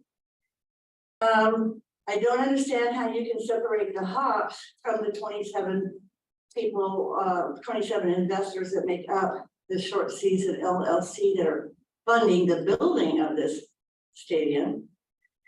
And I don't appreciate it when people say our hope is the 2 fields will be replaced in 2 years. Our hope. I hope that I'm rich tomorrow, but that's, I'd like something a little more definitive than just a hope. So here we go. Without a vote by the citizens of Hillsboro to renovate the Gordon Faber Recreation Complex, the Short Season LLC, AKA the Hops, with Kenneth Wambacher as president and general manager, will fund the construction of a rumored new Hops stadium. That means he and the 26 private investors will have full control and manage the venue 100%. Can the city of Hillsboro legally give a publicly owned building to a private enterprise? Is there a conflict of interest? At the PCHB meeting, the Hillsboro City Hops Stadium project manager, Mr. Morrison, manages the project and communicates with the Morrison Construction and Real Estate Company. He also works with K.L. Wambacher, the person who has done such a great PR job promoting a hypothetical building, the rumored new Hops Stadium. I think that Mr. Wambacher jumped the gun, going off like a loose cannon before all the estimates were gathered, legitimate costs were rolled up, and issues mitigated. That's gaslighting. It's a Pygmalion effect of other fulfilling prophecy. I think if we took the time to get honest, legitimate, and complete preliminary cost estimates, that a renovation would be far less expensive and will maintain the form, fit, and function of the original Gordon Faber Recreation Complex. We, the citizens of Hillsboro and Washington County, need to vote on the $122 million project before proceeding. No dirt work until after a vote. Many years ago, the man, Gordon Faber, went to bat to stop the state of Oregon from building a state. If you want to submit your written testimony, we consider it. It has, but can I at least get the 15 seconds I didn't get in the beginning? Okay. Let's go ahead and wrap up your testimony. Wrap it up? Okay. I have a huge concern about evacuating the stadium in the event of a catastrophe, such as an active shooter, a large size. That's not something that we get to consider. That's a fire district, fire marshal, emergency access. It's not relevant to the approval criteria for this.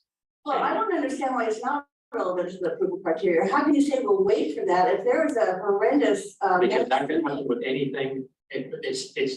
We have the specific approval criteria we have to find they comply with. That's more of a development review.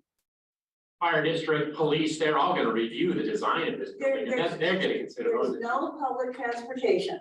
Okay. There's no public transportation. Imagine the panic, all these people trying to get back to their cars in very small. Again, it's not something we get to consider. So I'll ask you to wrap up your testimony. We'll consider your written testimony if you've already submitted. In our traffic study. Yeah, because it has addressed that. Thanks. Thanks. Who'd like to testify next? Anybody else want to say anything about this application or in opposition or who's here? Okay, do we have anybody online who'd like to testify? Who signed up to testify, I guess?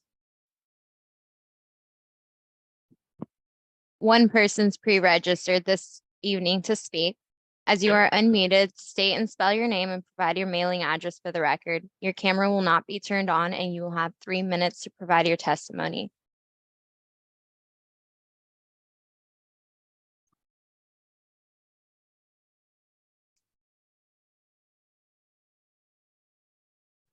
Okay, I didn't know who you were calling. Sorry about that. Am I on the clock? I can't see the clock. No, you are not on the clock yet. I will put you on the clock in Okay. 3. Go ahead. Dirk Knudsen, 6750 Northeast Alder. Look, guys, you got a tough job here. This stadium approval's become such a mess. I don't know that I've ever seen an application this confused with this many unresolved issues. I'm kind of embarrassed at the applicant and I expected more, but they're carrying the water for the Hops. This is not going to be their stadium. And it's like they don't know the answers because the Hops aren't in the room. So I will state that on almost no front has the applicant provided meaningful or supported information. The reference to 7,000 spectators as a limit, that's not a limit. You guys are going to prove that that be exceeded 32 times a year. That has not been exceeded once since 2020 for the record. And that 7,000 came from the parking requirements, if I'm not mistaken. It was not based on any traffic planning. So I'm really struggling with why you think a limitation is going to meet the transportation planning rules that I've submitted. Joe, I don't understand it. And I'd like you to address it after I'm done. We have an applicant who provides no sound or light studies, could have, just doesn't want to. We would never allow anybody in the private sector to get away with that. We didn't let the dog parks get away with it. They spent tens of thousands on sound studies. And here we are with a 7,500 seat stadium, no sound study, don't need one. They applied for 5,000 seats. Now we're at 6,400, 22% increase since I last spoke. I don't think you can do that. I think that's too big of a change. I think they have to start over. We do have an emerging plan, thanks to you guys in the Parks Department, to replace our lost fields, but there's no money to build them. So you really need to condition that to funding being available before permits for the Hops to build is issued. And lastly, I know how hard it is to work on the PZHB and hearing boards like this. Got to put all the emotion and hyperbole aside. And I heard that from you, Joe, and from Dan Kern so many times. It's the code, the code, the code. So there's no transportation, not even a discussion by you or staff of 12.70210 and 12.70220. The criteria couldn't be any clearer. I'm not represented by council, but I've talked to 2 very good traffic planners, and they've never heard of anything like this. We required traffic planning for Dutch Brothers, right? For Intel, for dog parks, for everything. Why are we getting a pass? What this is doing is setting up 2 classes of people, the city and those of us in the private sector, and it's inequitable. We preach equity as a city, yet we offer none when it comes to our time for the city to ask for an approval, and I'm embarrassed. The city council should be embarrassed. So you have to do the right thing and reject this and send it back. Have them come back with traffic studies, sound studies, and do the work that any of us would do in the private sector. I thank you guys. We love the Hops. We can do this the right way. This is not it. Thank you, Mr. Knudsen. Is there anybody else online who'd like to testify about this? We have nobody else pre-registered online this evening to speak.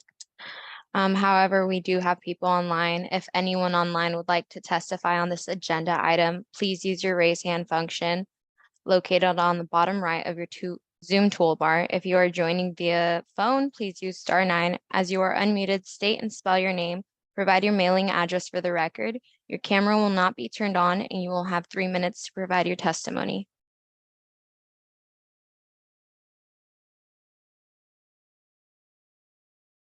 Let me know if we get any raised hand.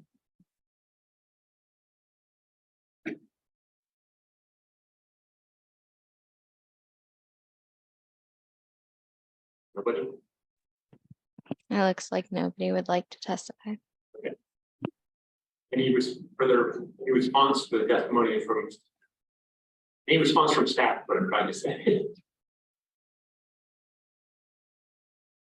I do have a question. Was this all testimony or just testimony on? This was all testimony. Yeah, if anybody wanted to say, does anybody want to say anything about this or opposition? Yeah, that's what I thought I said. Okay. Okay.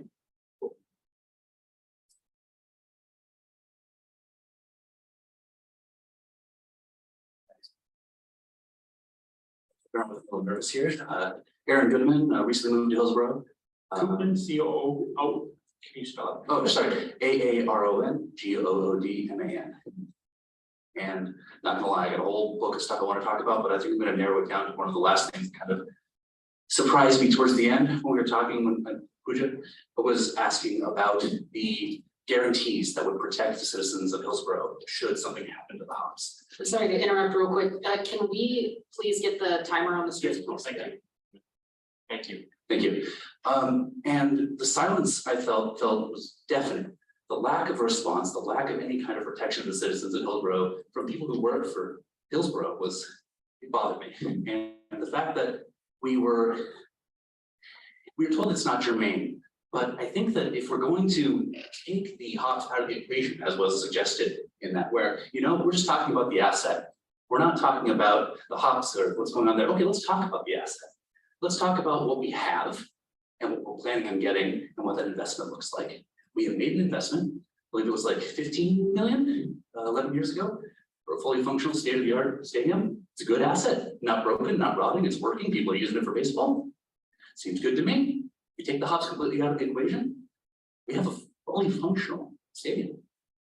What's the new one doing? They couldn't even address the question. We again ask the Delta.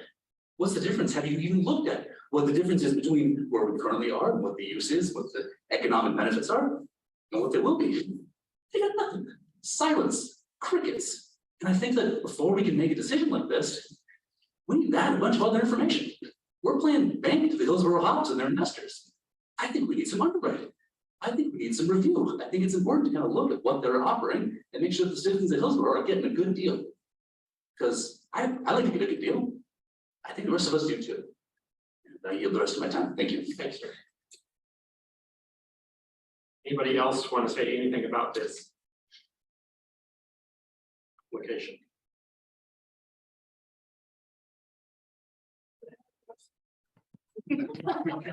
Everybody gets the same amount of time.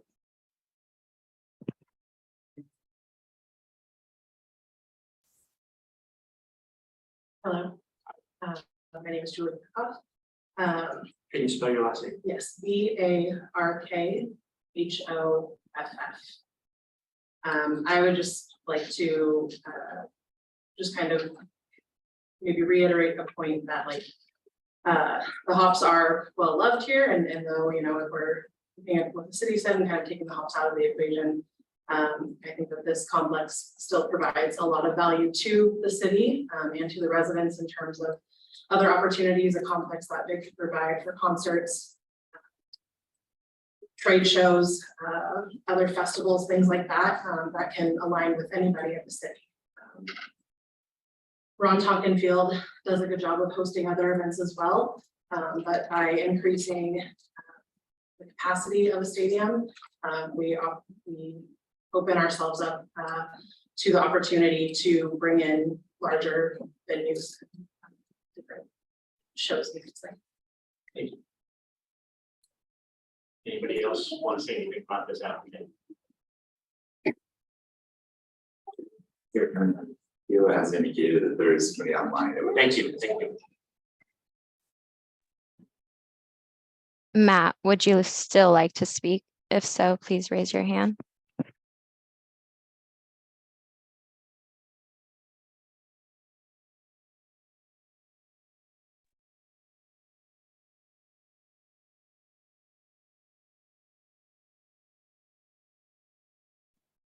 Good evening, Matt Raby, Hillsboro resident. I spoke earlier at the previous hearing. One of the things I heard tonight was that there would definitely or most likely be a gap between the loss of fields 4, 5, 6 and the construction of the mitigation fields at the northeast and northwest corners of the complex. I think that needs to be considered. We're talking about public use. We're talking about community use. And we're talking about the loss of opportunity for our citizens, for our youth who rely on these fields to pursue their dreams, to pursue their happiness. So I would just call that out for the board to consider. How do we ensure this public benefit continues for our citizens if and when this applicant is allowed to proceed? Thank you for your time today. Can we get your address? Yes, 1540 Northeast 54th Ave. Thank you. Anybody else online who'd like to testify? So please raise your hand. Chair Turner, I just want to address Mr. Knudsen has raised his hand again, so I just want Mr. Knudsen has raised his hand again, and I just want to address similar to the testimony again, the person that is. I understand you want, but your 3 minutes is up, so you're gonna have to limit it to 3 minutes. Be fair to everybody. Is anybody else with raised hands? Okay. Anything further from the city? Now's the applicant's opportunity to provide their rebuttal to the testimony. Yeah, okay. I just wanted to make sure the city didn't have anything like that. It's the applicant's opportunity.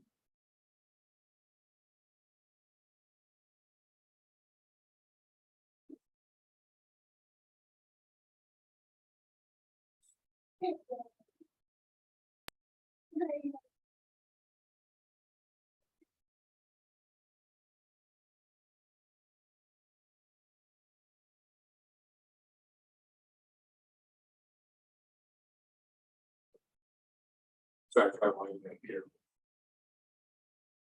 Sean Morrison for the record. Just a couple of things to address that we have already addressed previously. Regarding protections for the city, like we mentioned before, those are being negotiated directly with Hillsboro Hops, and they will include protections should the project fall through, or should there be any break in service of the facility. But again, we're not privy to open up that lease at this time, but that lease will be required to be in place before construction happens, in addition to a number of other things, such as finalizing the loss of use decision with the Parks and Rec Commission and City Council. So there are a number of things that have to be in place that the ops and the city have agreed to before we move forward. Secondly, regarding traffic study, noise study, and light study that Mr. Knudsen brought up, and also the varying numbers of seats that were communicated. I heard 7,500 seats and 6,400 seats. So I think we've been pretty clear about what we're requesting, which is 6,000 seats and 7,000 maximum occupancy. So I would like to clarify that that information is accurate. Also, anecdotally, having worked in development services like our folks here across the table, the sentiment that was provided about a private developer not being required to provide a traffic study or noise study, and that they would do so on their own behalf. I feel like I know that that's inaccurate. In fact, we've been through many scenarios with the city where the code does not require a traffic impact analysis or noise or light study, and that the city might want that to happen, but because it's not required, a private developer would not provide that information. So they want to clarify that. And then finally, regarding the gap in use that Mr. Raby discussed, we are looking at that very closely. And as we mentioned before, we're looking at ways to try and reduce that time that the use would be offline.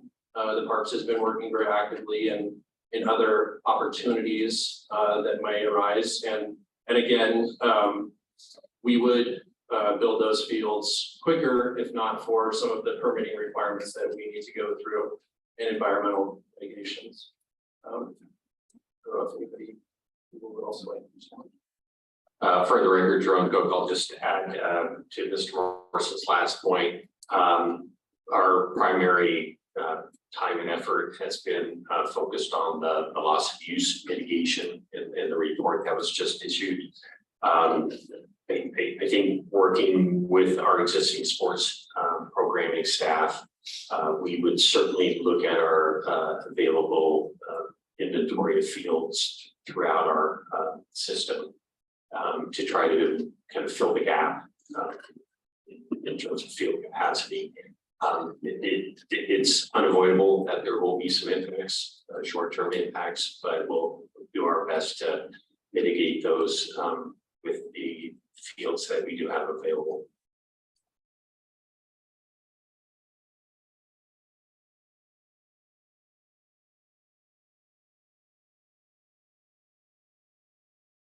Any further review? No, not this time. Any questions?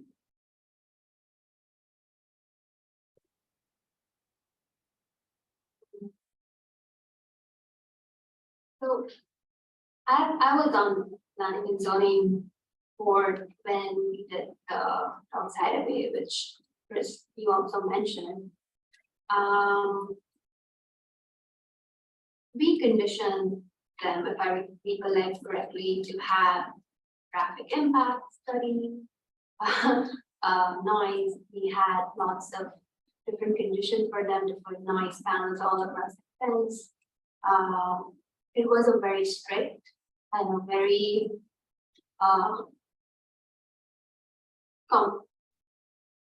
we analyzed that case.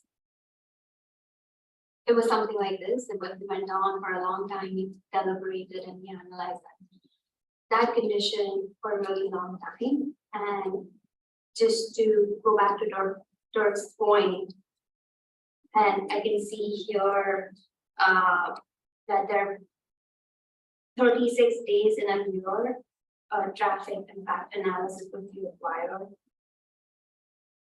Why 36? Like, where does that number come? Is that in code? Is that in some code, or where is that number from? I'll defer to our traffic team on that. Hi, this is for the record, Joseph Off, the City of Hillsboro Transportation Systems Engineer. And that number was just based on just looking at 10% of the year, the prior development review record 2612 with Ron Tonko that came in. There was no cap on how many events that could exceed that 7,000 capacity. So we decided that there should be some form of cap on it. And that just much discussion, 10% seemed to be a reasonable amount within the calendar year. Is that the PCHB discussion if you want to change that number to a lower or higher, or just keep the same number? Because where that came from, but we wanted to make sure that if they're going to be, there has been some history where events exceeded that 7,000 that required a traffic management plan. But we wanted to ensure that this is and ensure our community that this is not going to be an ongoing thing where and so we wanted to put some form of cap on that. So it's at your discretion on where you want to draw that. You want to go lower, higher, etc.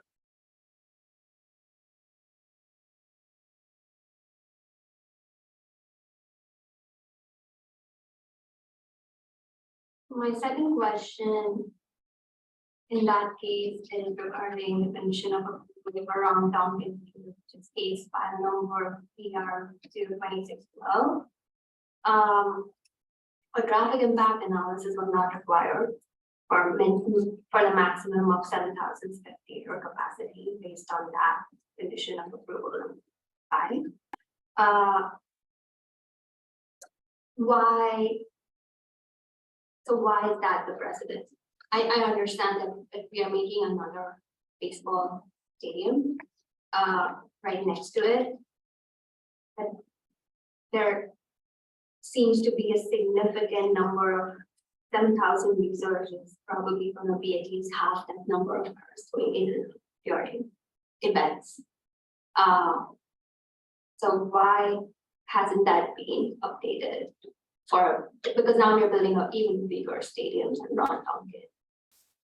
So the 7,000 spectator capacity came from a development review approval back in 1998, and that was for Hillsboro Stadium. And so when the Ron Tompkins Field came in back in 2012, instead of coming in with doing a traffic impact analysis, they decided to go to the route of the cap, and that basically put that cap on not allowing a concurrent event happening between the Hillsboro Stadium and the Ron Tompkins Field of that 7,000 spectator capacity. That's something that's kind of standard practice, that we had issued some form of caps on other land use applications that could achieve it, but we condition them that they cannot go to either increase attendance or some type of specific limits that are already permitted in the code, but not allowing it to move forward, just because that one permitted use generates more traffic than the use that's actually going to be implemented. So there's tools that we have used that have capped, and with this application here, we have community development code called 70.220.a, and that kind of lists out what triggers the need for a traffic impact analysis, and that's basically if it generates 50 or more trips per peak hour, or 200 or more trips, 400 or more trips during the weekday. And by us placing this cap and putting it so the Hillsboro Stadium, on Tompkins Field, and this new Hops Stadium, they can't have concurrent events that exceed that. There's only that allowance 10% of the year, but then they had to go work with our public works team to get a traffic management plan for that.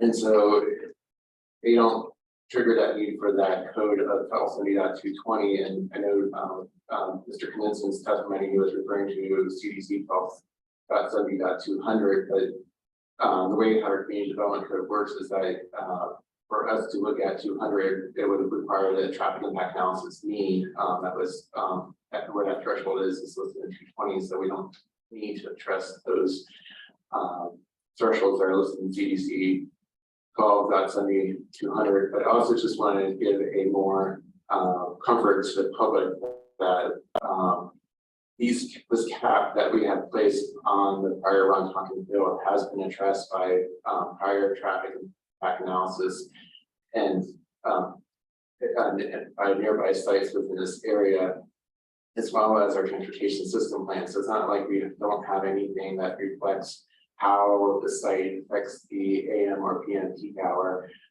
with the 7,000 cap. It's been kind of already put in there as captured, counts in those prior traffic studies. So I just also want to give that assurance that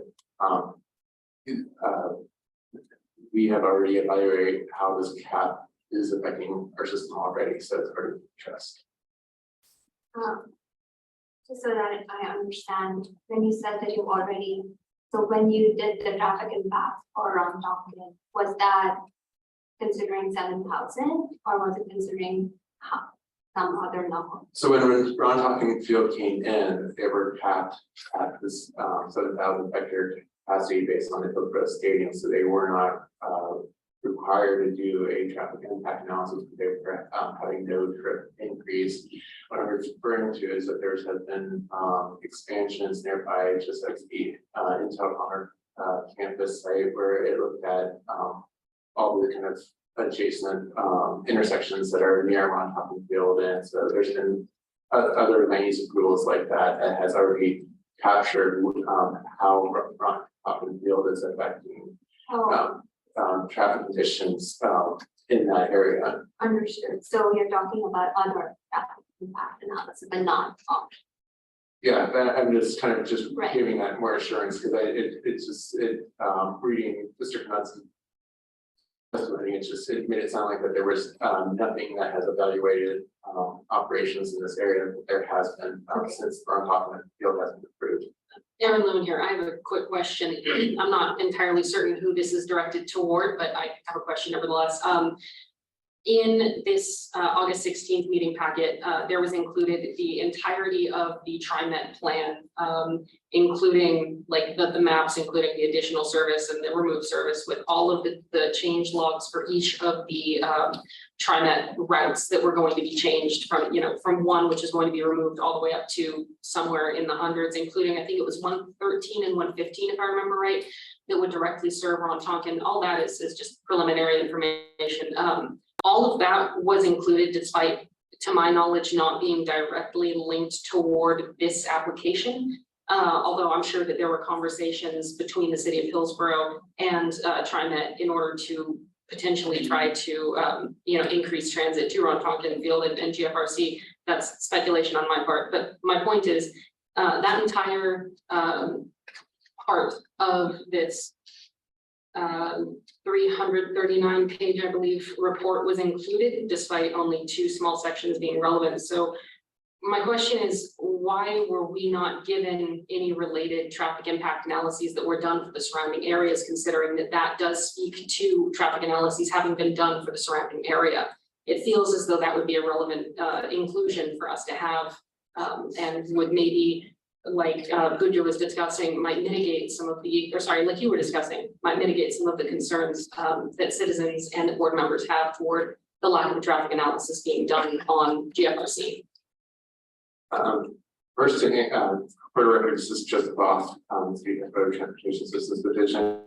To answer your first question regarding transit, there is an existing bus stop located at Century and Evergreen. The bus line 47 serves there. It has half an hour of arrivals, and it's about a quarter mile away to walk from the proposed stadium. But regarding any conversations with TriMet on this new ball field, I'm going to have Sean Morrison talk on that one, and then it looks like you're ready to talk, so I'm going to let you talk, and then I need to go answer her second question. Quick clarification. My question was not directly related to TriMet and its increased service to GFRC. It was more related to the context of had to be 20-30 page document of changes to the TriMet system and how that was included, but not anything related to traffic impact analyses of surrounding areas.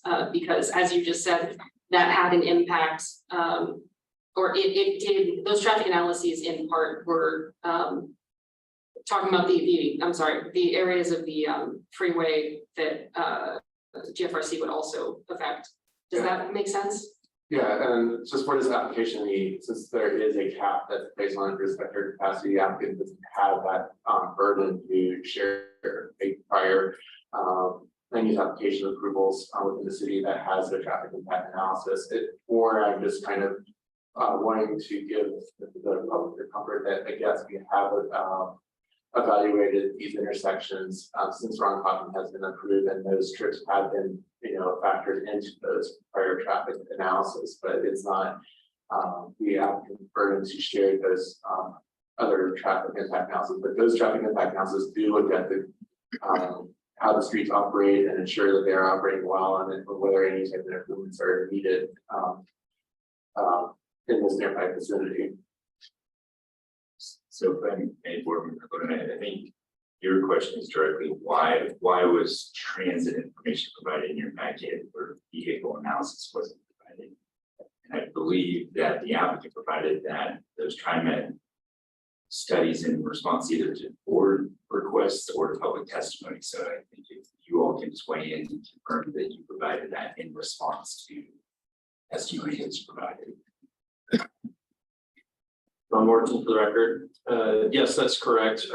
We previously got into discussions about sustainability and connectivity, and we felt that the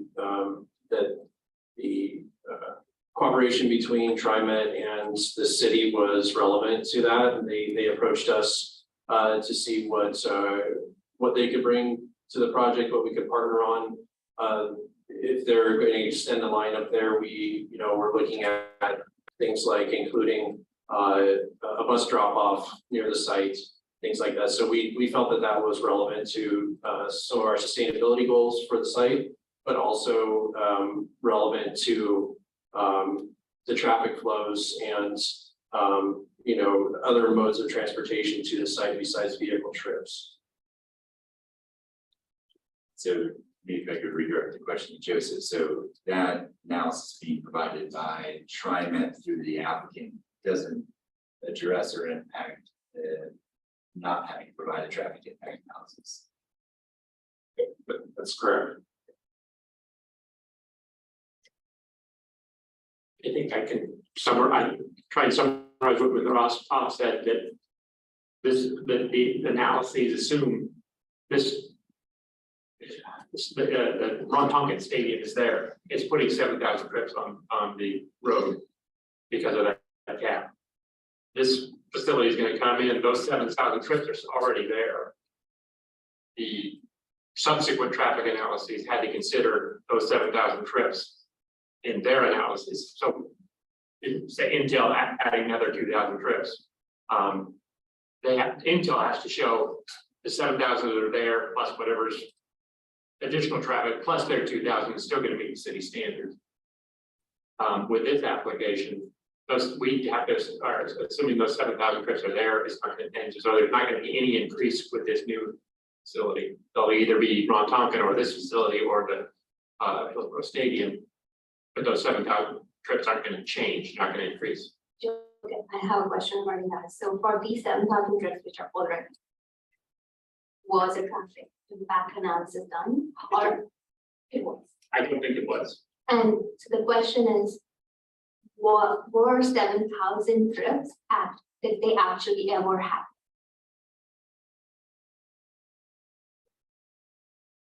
And I know you probably cannot answer that because you don't know, but the reason behind this is that if those 7,000 trips did not happen before and there was no traffic analysis done for those 7,000 trips, and it becomes a little bit problematic. So, for the record, this is Joseph Off, the city transportation systems division. It's not like exactly 7,000 like trips. It's basically you're gonna have people showing up with families and different cars and stuff like that. So it's much less. It's also gonna be spread out over time.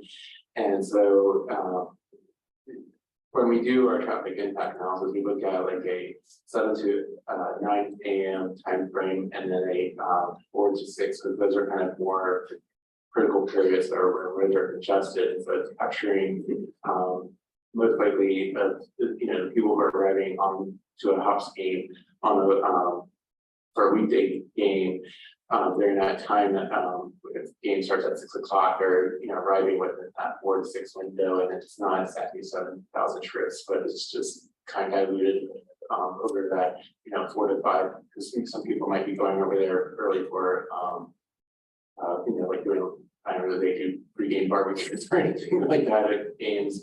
I haven't gone there myself, so but it's not reflective of directly that 7,000. What is, I should know this, but what's the seating capacity of Ron Tonkin? What I recall it was 4,000. Was it? Oh, the stadium's 7,000. Erin, I did write this down in my notes. It is approximately 3,500 at Ron Tonkin Field. Yeah, so it's much smaller than the Hillsboro So Stadium. there is no way that even half of 7,000 trips ever occurred, right? Well, the stadium is at 7,000. I know they're going to say half. So No, the Hillsboro Stadium is that the right facility? The other facility is there. Yes, Chris, 7,000 seating capacity. okay, So theoretically, if it's 10,000, whatever, 3,000 and stadium plus 7,000. concurrent events, that could be 10,000 people. Right. But it was capped at 7,000, so there would be 7,000.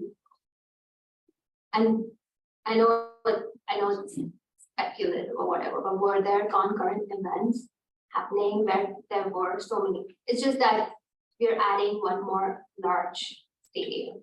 And we're saying we don't need a traffic analysis, and we're capping it at 7,000 because that's what it's being designed for, or that's what we already know, but just to make sure that we know that 7,000 is actually what works and that's what we have experience with. And that might be data that you have that, yes, there were 7,000 people who, and there was a concurrent event and everything went fine, and that's why we don't need a traffic analysis. As we're going to look at, and then if you have questions about like past attendance, we have to look at parks to answer that question. I won't be. Okay. And before we do that, Sean Morrison for the record. So these are scheduled events, and the site is managed and it works currently. So that's what we're looking to carry forward. Somebody mentioned an Intel comparison. So when Intel comes in for development, asking to expand a new fab or a new office building or something, that we're not asking them to take something away from the site in order to maintain the same level. If it was an office park and they want to add 10,000 square feet of office space, we're not asking them to take away 10,000 square feet so that they don't have increased trips. So in this scenario, it doesn't really change anything in the sense that it's really the site is limited to that many spectators. So we would have to go through a special event permit process to exceed that on the site. And that would require a traffic management plan that's approved by the city. And it would require, public safety permitting, things like that. So it's really looking to carry on what, the Parks Department is already managing on site. Right. Aaron Loon for the record, I think that something that, the line of questioning and comments that Pooja was getting at is speaking to something that's been scratching at the back of my mind, while I've been going over all of these notes in preparation for the meeting, which is that with now the introduction of a larger capacity stadium, keeping the same number keeping the 7,000 cap, that's fine. But as we're seeing more stadiums with more types of events being proposed, we're seeing not just sporting events, we're seeing, as has been mentioned previously, historical use of, say, graduations in the stadium or in the football stadium. We're now seeing proposed uses for concerts, which I don't have a cited page for this, unfortunately, but I remember some vague reference possibly in the Eco Northwest reports proposing how the Hop Stadium could be used year-round for concerts in addition to everything else. What I'm trying to get at is that it seems as though even with the 7,000 cap, the site is intending to be used much more often with the addition of this new proposed stadium. So we're seeing more opportunities in a year for people to attend events, for people to participate in events. And I think, at least to me, I'm not a traffic expert, so I'm not trying to make any hard statements. It sounds to me as though that would still impact traffic by having more trips at more times on more days throughout the year. Does that make sense? I think there's going to be more congestion more often. But the Intel analyses, I'm assuming, demonstrated that with these 7,000 trips, but 7,000 people capacity, but they assume those are on the road, and then they add theirs in, and still, if Intel got approved, they must have shown that it met the standard level of service for those intersections.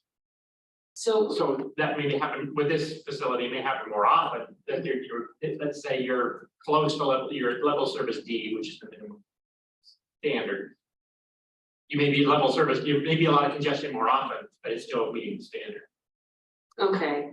During those periods. I don't know enough about traffic impact analyses and the details that go into them to be able to have a well-formed enough opinion, but I guess a question, if applicable, would be then that is there a reasonable assumption to be made that this Intel traffic impact analysis was made with the assumption that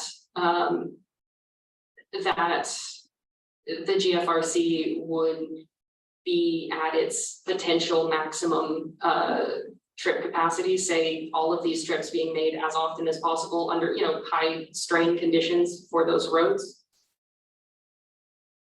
For the record, this is Joseph off the city of Hillsboro's Transportation Systems Division. The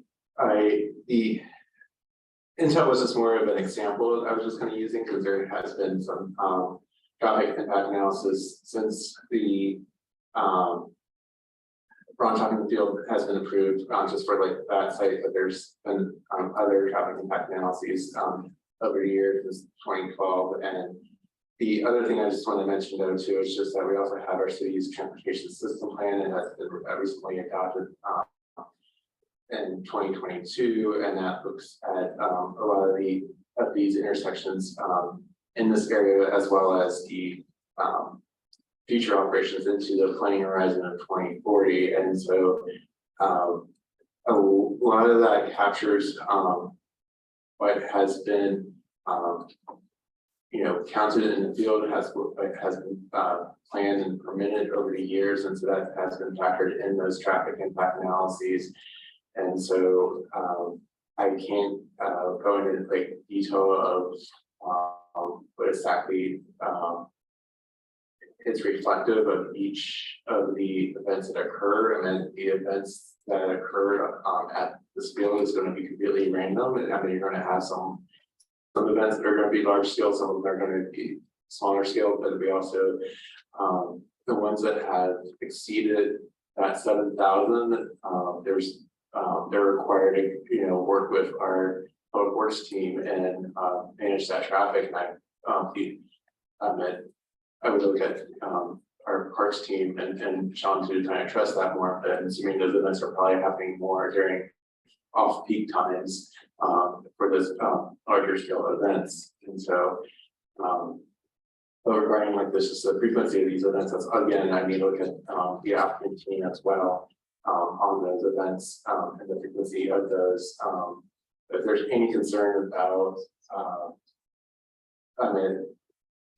I also just want to just throw it out here that this PCHB can change some of these conditions, like the condition of approval number 3, and in some sense to try to get more assurance of, as I mentioned before, reducing that 10% to a 5% threshold, or having it as some form of, there's been, this certain safety concerns arise that we can probably work with you more on the wording of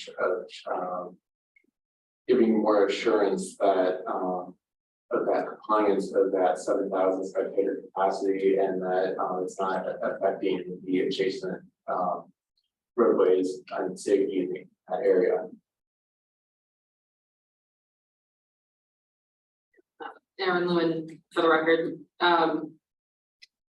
It doesn't feel as though I have any confidence in being able to either put in condition 3 with the 10% or modify condition 3 to reduce it without a better understanding of traffic, because all that I, as a layperson, have seen is the 7,000 cap, which has been in place for at least a decade. And so it feels like an arbitrary change to me because I don't have a good enough understanding of the context surrounding the change, for example, in condition number 3, in order to really make any statement of meaning, I think is what I'm trying to get at with regard to my confusion around traffic. And just for the record, this is just about Transportation Systems Division. I guess I would just recommend the applicant if they have any suggestions, and also provide any clarity of what their expectations are for the events, because they have more knowledge of that than I.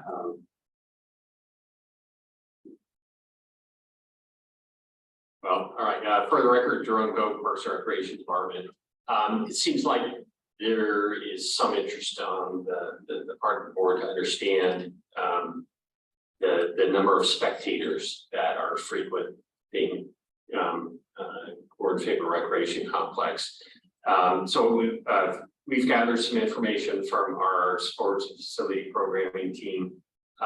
There are rare occasions when there are 7,000 spectators at GFRC in a given year. Typically, that's for a PSU football game that involves University of Montana. Apparently, that's the one that fills the stadium to capacity. A couple of other examples of high school graduations, they have 4,500 people attending. There are a couple of band shows that involve a number of high school and spectators that can generate as many as 5,000 people on the site at a given time. The high school football playoffs typically in the 4,000 to 4,500 range. The Reese's picnic has 3,500 employees on the site at a given time. So those are just some examples of annual events that happen at GFRC on a regular basis, and the number of spectators that are or participants that are generated for those particular sites. So again, 7,000, that 7,000 threshold seems to be fairly rare. There are occasions where some of these events are going on in one venue, and we have user groups in other areas. But again, we're constantly scheduling and balancing that to make sure that we don't exceed that 7,000 limit. I think that's the reason why we need the traffic impact analysis, just because now we're building a stadium where there will be 7,000 more often, repeatedly than it has been in the past, right? Because as you were saying, very rarely do we have 7,000 people on. But now, because we're building the stadium, concerts, there are different uses for this going to Hillsboro Hops, it's going to attract so many people, which is what I was trying to get at, that historically, it's probably not, the 7,000 has never been utilized as much as it will be once this new stadium is going to be built.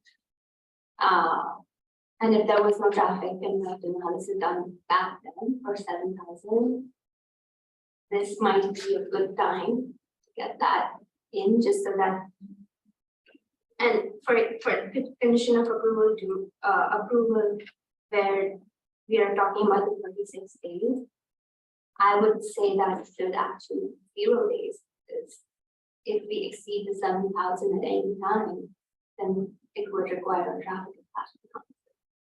And that's what we have done in the past. That's what we have the other applicants do, like getting them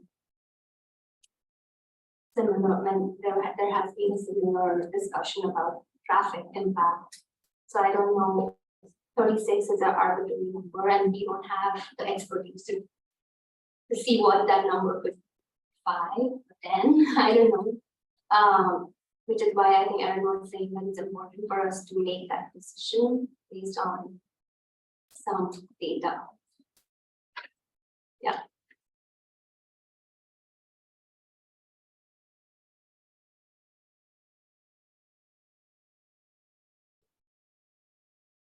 Aaron Lowen, can I clarify with, I'm sorry, can I get your name again? I can't see it from here.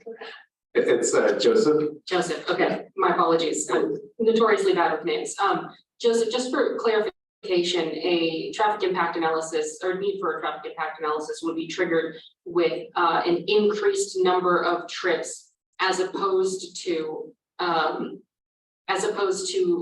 current number of trips being hit more often, correct? And that's why the 7,000 cap, even with this new stadium, is not currently necessitating a traffic impact analysis as per the city. Correct, and it's kind of like, if you're familiar with the term, like, you know, like grandfather, it's like the, Hillsboro Stadium came in 1998, and it has that kind of, it was approved of that 7,000 spectator capacity, and so it's kind of already been set based on that land use approval in 1998, and so that's where we're capping it at that amount. And so it doesn't, and that's why, basically why we don't, we can't require a traffic impact analysis, because it doesn't exceed the threshold or is listed in CDC 12.70.220.a, just because of that cap that we're replacing, being consistent with the prior approval had in 1998. Aaron Lewin, I think that's the crux of the issue here is the term grandfathered and the fact that we've seen, what, 25 years now of Hillsboro growth, and we've seen at 1998, I mean, since then we've seen the 2012 around Tonkin Fields implementation, and now here we are discussing a larger stadium meeting a modern demand for Hillsboro residents, as we're already seeing massive increases to the size of places like Intel. It feels to me as though, and this is just my commentary, my opinion, I suppose, but it feels to me as though a precedent set the last millennium should no longer be applicable, considering the amount that Hillsboro has grown in the intermediary time. So, we have like plan unit developments and subdivisions within the city of Hillsboro that has kind of dated back in the 90s that have been approved on trips that we still hold as tested. And even though the site itself has not reached those certain trip levels, they are still tested on those level of trips. And so when they come in for supplement development review applications, where we city continues to acknowledge that testing, because that testing is based on prior traffic improvements they have done back in those stages. And so that's so it's a treatment that we have applied not just on this application, but on other applications within the city. And I apologize, you used a term festing or vesting? Vested. Could you describe, oh, vested? Yeah. Okay. Chair Turner and Board Member Lewin, if I may just add to Mr. Oth's comments and in response to your question, and a lot of this conversation, which is very good, and we can understand that traffic engineering and traffic modeling is not necessarily fully intuitive and not the expertise of many, and that's why we have experts such as Joseph on our staff doing these reviews and evaluations as well. At times, not in this case, but we looked at the applicants, but the time of when those trips were established is not at the heart necessarily the consideration in this application. We have a community that has continued to build out and mature and increase over time, as many of you have already noted in this consideration.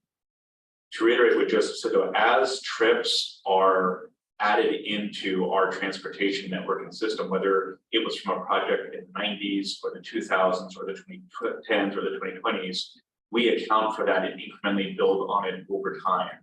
I remember our last traffic engineer used to use the analogy, and it's not a perfect analogy, of a bathtub. And we have a transportation system that we plan with our transportation system plan for a 20-year horizon.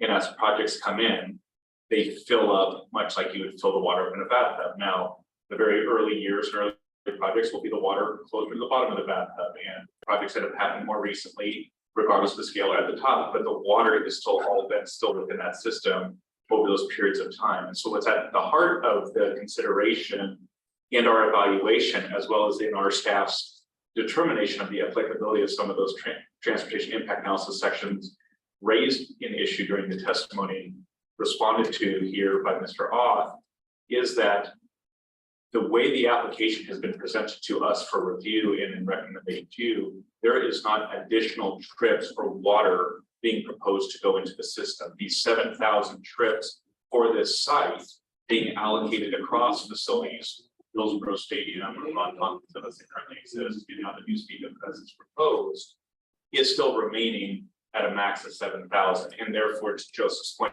just reiterated, we are not putting an additional trip into the system. And if we hit the threshold of the 200 trips and the peak and those requirements, then we would be required to evaluate it, and the project very likely would be required to mitigate any impacts of it. They have asserted in the application they are maintaining the current traffic contribution of that site as it has existed for the last 2 to 3 decades, no more, with the exception of this 10% provision, as Joseph has noted. But right now that has been an open cap, so we're trying to actually put a lid somewhat back on that based on those past approvals. So I just wanted to kind of note that maybe from a little bit different approach and just reiterate that that is, again, from a objective staff review standpoint, while I'm not advocating from an applicant standpoint, that is how we review these projects. And Board Member Dalal, to your point, if projects in other scenarios and in past precedents are adding trips, we absolutely do evaluate those and recommend impacts. If projects are coming in and not adding additional trips, that's where I believe, as Mr. Morrison stated, but really from a review standpoint, we in some instances do waive this TIA requirement, much like we're doing here, because they have demonstrated and asserted they are not adding those trips and either are concurring or not. And so I just wanted to flag that. That also rolls up back into when we talk at a macro planning and policy sense to our transportation system plans. That is also what we're evaluating, and we hold on to those longevity of trips. So if there's a notion of we should reset those 7,000 because in some period of time, that would be wholly inappropriate in terms of how we plan and how we evaluate development approvals. So I hope this explanation just helps to clarify a little bit and reiterate Mr. Ott's point of why and how we as staff are evaluating these trips, why we are taking the application on its face and as it's asserting, saying they are committing to capping their site at 7,000 trips with this other clause by which we're conditioning to say, you know, the exceeding of that trips can only be done on a far more limited basis than it been previously allowed. That is the evaluation of what you find recommended in the findings and the conditions. I hope that helps, not just repeating it, but just to provide a little bit of additional context to this. I do appreciate the additional explanation. I think that I do think that that helps. Yes.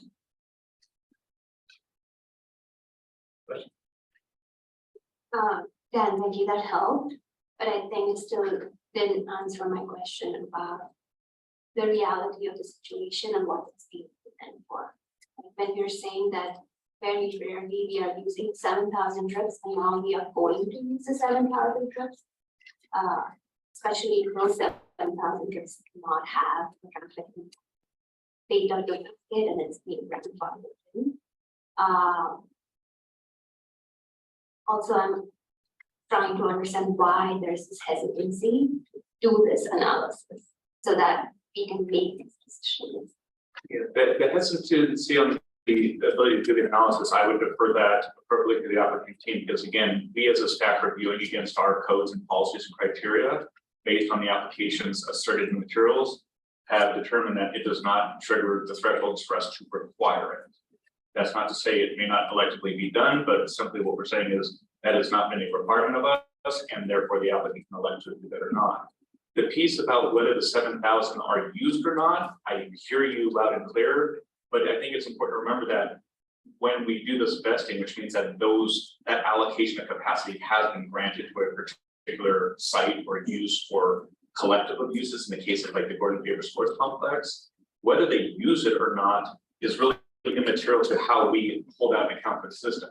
If you at your house have, we account for, 2 trips a day to that house or 5 trips a day to that house, but you really are only driving once a day, it's not like you lose that house still holds that capacity in our system. It's a little bit different what's actually being used. It's when we exceed that then we typically find ourselves in a review or a reevaluation. So again, I don't mean to like refute point by point, I'm just trying to help provide clarity in terms of how we're evaluating and why we are reviewing and conditioning the way we are.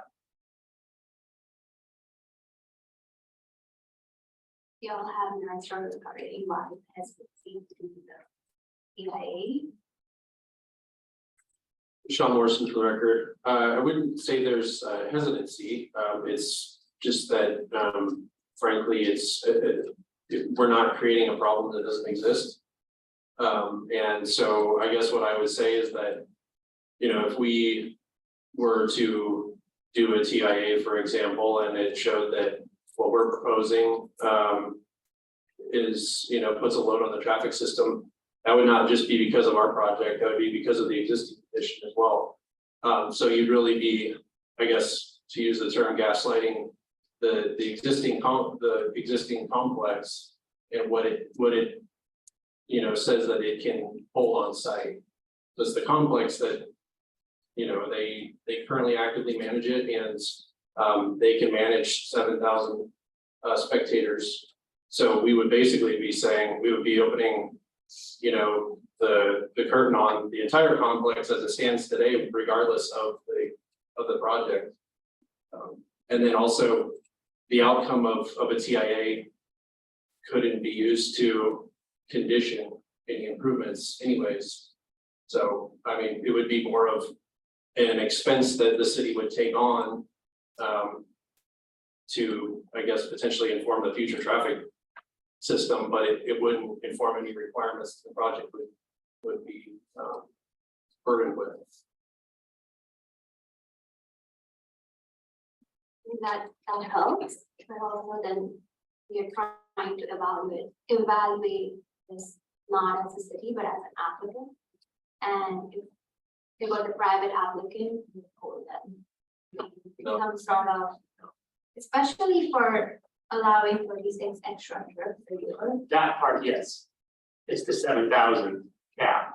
Those are there. They're in the system. Right. I don't think we can adjust that. Just the 36 cap, the 36 additional, I think that's definitely within our. Well, then that. And yeah, you want to. Any response to should, it seemed to be pulled out of the air, as someone said.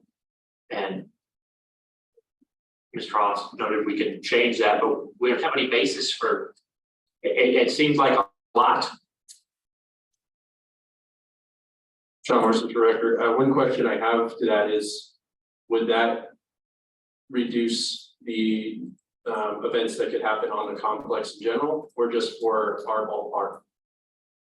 Good question, because I think, because you would the other ones, we don't have any jurisdiction over the other facilities, we only have jurisdiction on this one. You would be handicapping, or you would be impacting the entire complex as it stands today. Aaron Lewin, how exactly is that the case when this this application is only affecting or discussing the proposed Hillsboro Hops Stadium? Sean Morrison for the record. I think that honestly, that would be unfair to this new ballpark to put a limitation on it that doesn't exist for the other stadiums that are on the site, which one of them actually has more seats than this stadium does.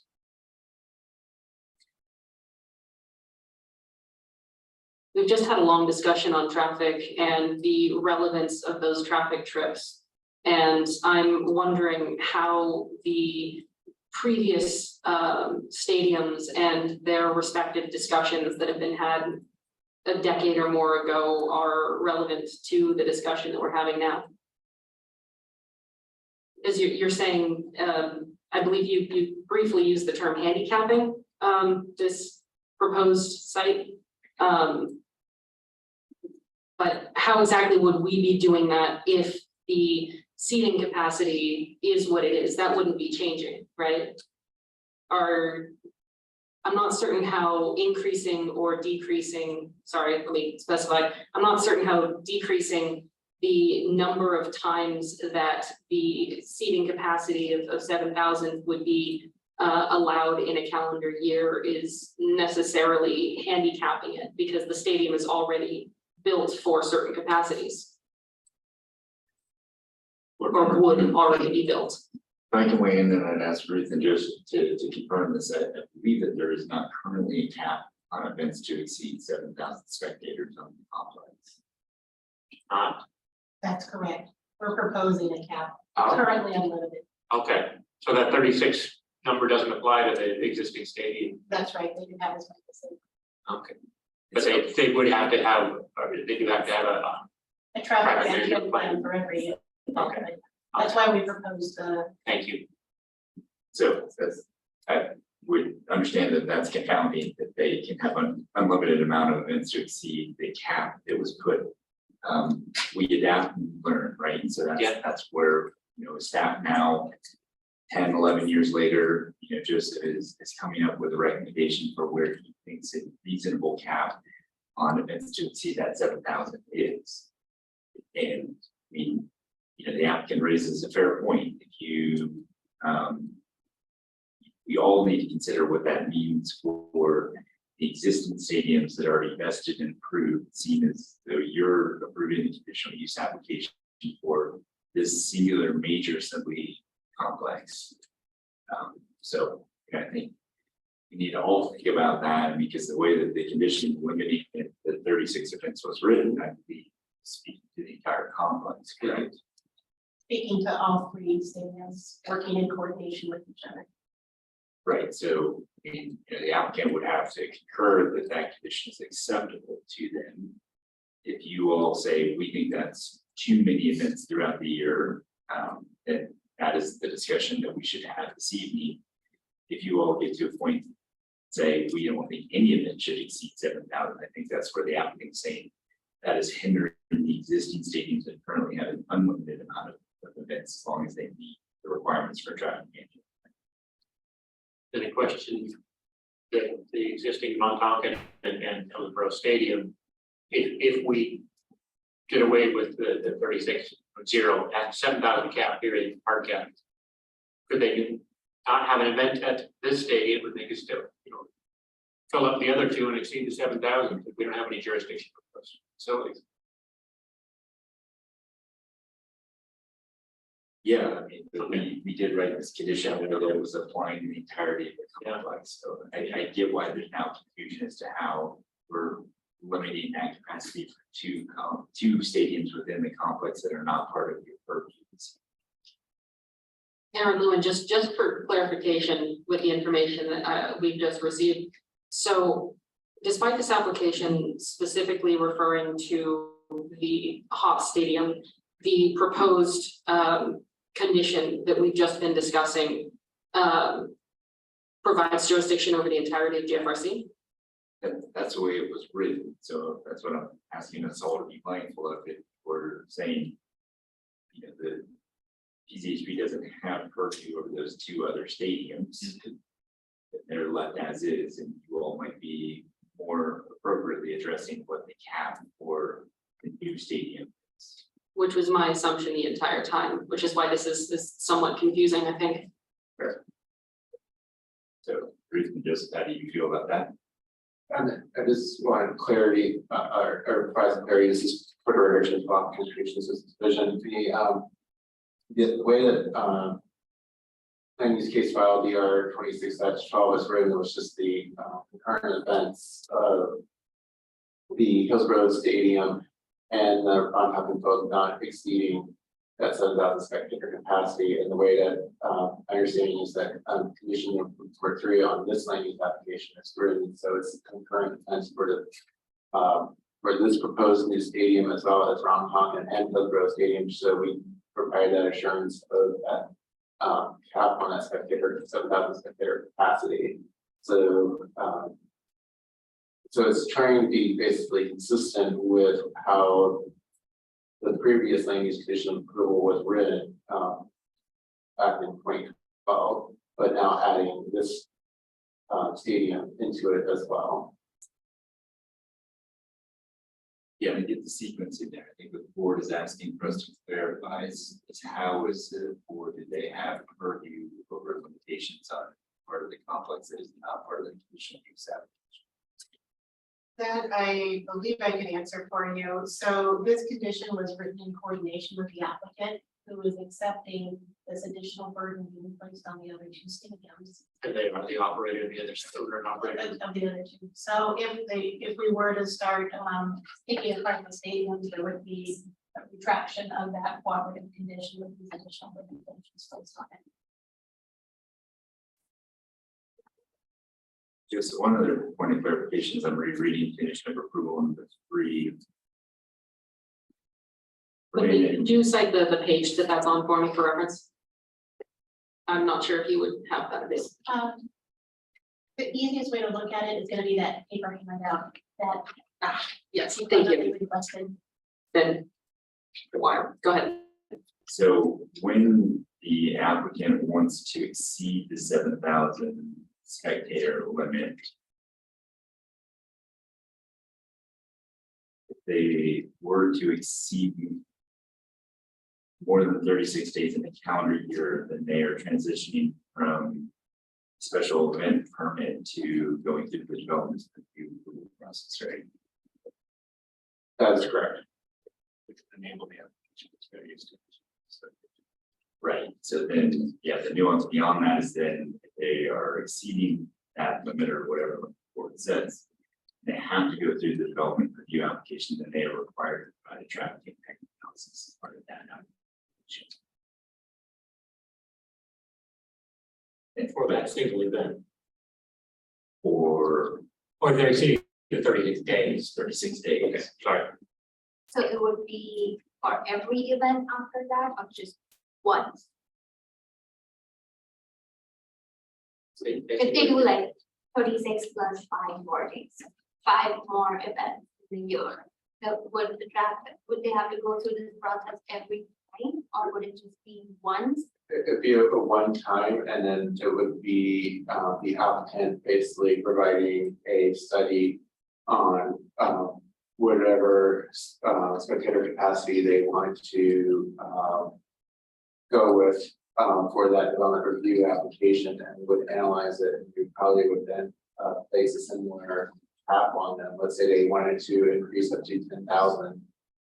Then we would end up making a traffic impact analysis for that 10,000, and then we would cap it at that, and then we put a similar condition on it where if they are exceeding it, and if they're exceeding it more than a certain number of identified times in a year, then it's coming back in for another DR. Let's say they want to go up to 50,000. So would it be every year? And it would be done The just traffic with impact one? analysis is going to be, would be done once through a development review application for the specified spectator capacity that they were wanting to pursue. So if I were that, or question to the applicant, if today we say that that is going to be 0 days, no days, would you just do the development review once and then have that extra 10,000 forever? Or whatever is that number? Sean Morrison for the record, and for the record, my microphone doesn't work anymore. Say thank you. Do you guys control this so that I can only talk at certain points? Oh, did you do that? So to go back to, I think what we were talking about, if we went over 36, I mean, the way that I see that it would happen is that if we go over 7,000, we would have to have a special event permit for each event. And I think if we hit 36 if the hops hit 36 and then they would like to apply for a special event permit for us for another event, the city would say no. And they would say no, not until you go through development review and provide a traffic impact analysis. And then you can have more events, but I don't know that we've. And if that, so what my question, if that 36 days was 3 days, for example, I'm not saying it's gonna be 3 days. Would they try and do this development review and a traffic impact analysis just? So in that scenario, for example, say that we required the hops to do a traffic impact analysis and development review, and say that the traffic impact analysis informed the city's decision that potentially a signal is required at whatever intersection. And that would be the improvement that's conditioned in order to exceed that threshold. That would be something that the hops or whoever would have to weigh the cost of that versus the events that they want to hold. I don't know if that makes sense. That makes sense. I don't know specifically what improvements would be required, but that would be the purpose of providing the TIA, would be to understand those trips and then provide a condition that requires some type of improvement to the transportation system, which would be the applicant's burden at that point in order to have more events. The applicant in this case being the city of Hillsboro. Correct, it's our facility, yes, we will own this facility. My issue with this is I feel like I don't have enough to make a decision about how many days that would be, but if there is like it's written here that if we say 0 days and they have to go through these things for anything more than 7,000, I would be okay with that, but I cannot, I don't know if y'all can, but I cannot think about how we can agree on 36 days versus 5 days or versus Well, I have a 100 days. question that might address, going to that, the traffic and parking management plan, if you go over 7,000, you have to do a traffic and parking management. What's that involved? To play off your, you said if the analysis shows that you need a signal to this intersection. Would somebody be at that intersection directing traffic? It's basically a human signal. Would that be addressed through that traffic and management plan? Would that, if that intersections in your hypothetical? John Morrison for the record. It really depends on the event. I mean, the purpose of the traffic management plan is to provide safe access for motorists and for pedestrians. So it really looks at where are people coming from, where are they going to? Do they have safe crossings based on the volume? It could include adjusting signal timing. It could include flaggers. It could include, putting in some, temporary traffic control devices. There are many things that it could require for a traffic management plan. For example, we work really closely with the Washington County Fair and the air show. And if you experience those here locally, you'll notice that we have a lot of reader boards and we will potentially work with Hillsboro Police Department in providing some traffic management. So it really depends. It's an event per event basis. However, with the cities and the Hops familiarity with the current site, it's potential that that the city would actually look to try to create some master plans on how to manage traffic and try to improve those over time. We're currently discussing what can we do to improve traffic flow at the site, and those are things where we could potentially have like a master permit for those. So if you say we're gonna have a concert and it's gonna be 7,100 people, this is how you're going to be required to manage your traffic. And then the city would review those and approve those. If those aren't approved, then the event doesn't happen. Would that traffic and parking management plan essentially be a traffic study? How is it similar to a traffic study? I'm not a traffic expert, but traffic studies require doing traffic counts and monitoring, I guess, peak trips and daily flows. I would actually look to Joseph to explain, what all goes into a TIA, but I'm real familiar with what goes into a TIA. I'm not as familiar with what goes into a parking management plan.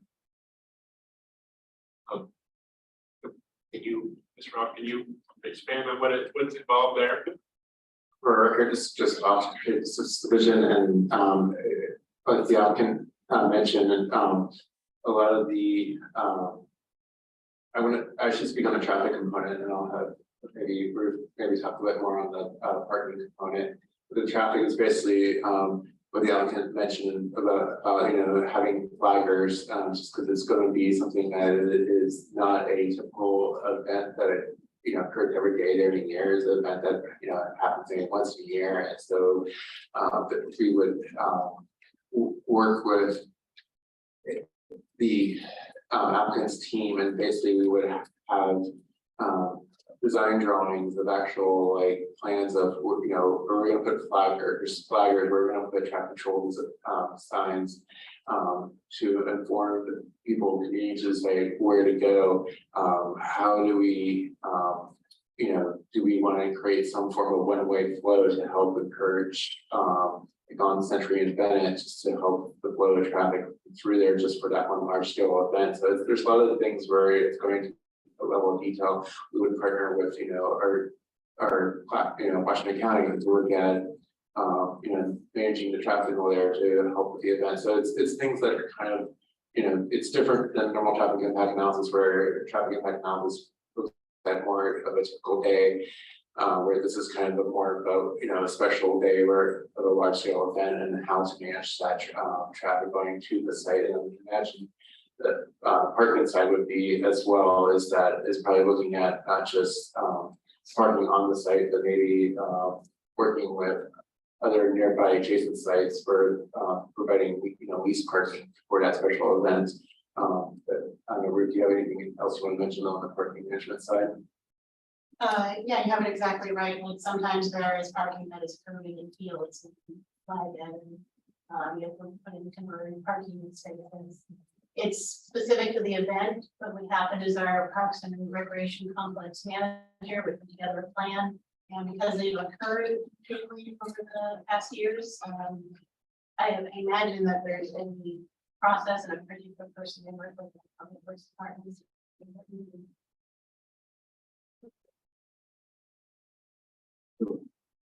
We can get into more specificity about the number of events. So you've heard staff's rationale, how just came up with that number is 10% of total numbers of the total days in the year.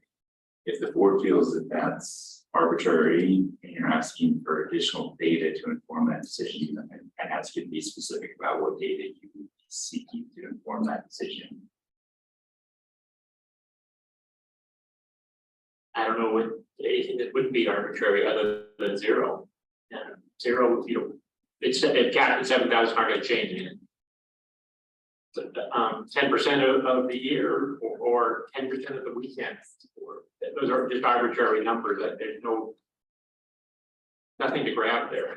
I think it's what we're talking about. There's no basis for thinking any number.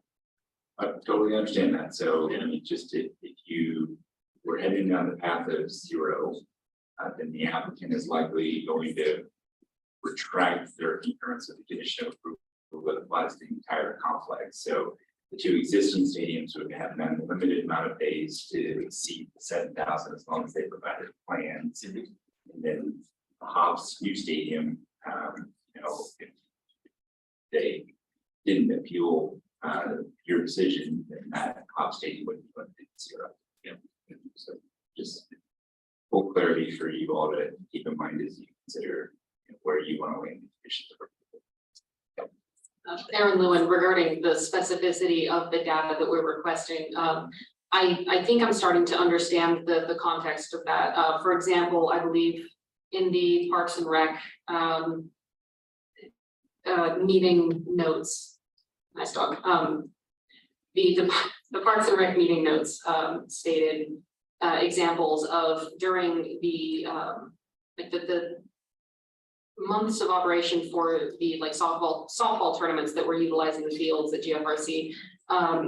There was like a number of games held, or a number of days per month where games were held on these fields, and I think events like that might be the kind of data that we might be looking for in order to better understand what kinds of exceptions can be made for how often events can be held that exceed that 7,000 spectator capacity.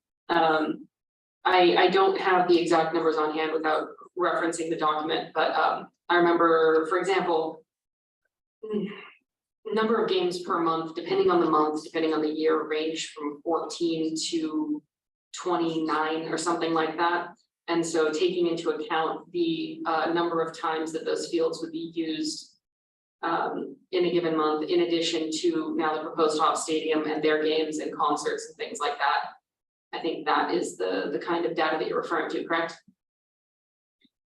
Yeah, I think if we could look at the applicant team and say, is that the kind of data that you all can pull together to a number of days a year that you might expect the 7,000 to be exceeded? For the record, Jerome Coe, Parks and Recreation Department. Again, based on the information that I have in front of me, and this is not my area of expertise in the department, it appears that there's only once one potential event per year, and that's when, for the state university football team plays the University of Montana, and that's when they're playing in Hillsboro. Obviously, they don't play every year in Hillsboro. The rest of the time, we are not exceeding that 7,000 spectators all at once through the whole facility. In that case, why do we need the 30, or maybe once? I believe it's tied to the additional events that Hops would be holding at the ballpark. I think that's what the board is seeking to clarify is what are the Hops needs to exceed 7,000. Yeah, how often? Would it at all, if at all? Sean Morrison for the record. I don't think it's so much about needing to exceed 7,000. I think that this would be reducing any potential opportunities that could be sought through the facility. I would also question whether we've ever done this to another facility, say Wingspan. They can have as many people attend that complex as long as they have a special event permit. They don't have any number of days that they can exceed their capacity. Or do they have what is it? Do they have a seating capacity? Well, they have a facility capacity, but we manage, or we help manage that site, like for the fair, and through special events permitting. So, but I'm not familiar with what Wingspan is, but I'm assuming it has some capacity limitation that was approved at. How does it exceed that if you can't fit any more people in? To clarify, Wingspan is our event center here. Washington County constructed it with some city contribution, but essentially it's the large facility that's on the fairgrounds. So that, for example, that site can have as many people on it as they desire, as long as we can manage it through a special event permit process. So does every event on there have to have a special event permit? Currently, the requirements would be if it requires traffic control, or there's other things too, like public safety regarding cooking, things like that. If it happens outside of the facility, if it happens outside of a kitchen, or if there are a large number of people in mass gathering, those are some of the permit requirements. But is there a number that triggers it though? An attendee number? Not necessarily for the building itself, but for the site. It's been a while since I've been in special event permitting, but I thought it was something like 2,000 people concentrated in an area requires that we require special event permitting for the markets downtown that happen every week. So I guess what I'm trying to say is that we don't have any real scheduled events that would exceed 7,000. However, if you put this condition on us to not ever exceed it, any opportunity that we have for some type of event that could be beneficial to the city would not be able to be pursued. Aaron Lowen, I suppose now I don't really understand the intersection between the 7,000 spectator capacity and these proposed limits or exceptions to these proposed limits. If there is a 7,000 spectator capacity limit upon the entirety of GFRC, as I understand it, then where does the statement that has been made previously, where if the condition of approval number 3 were not in effect, then the facilities located there would not have a capacity of limit? Would that not still be the 7,000 spectator limit?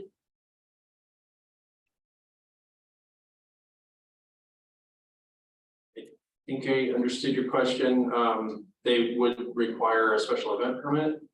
Currently, if they go over 7,000, they require a special event permit.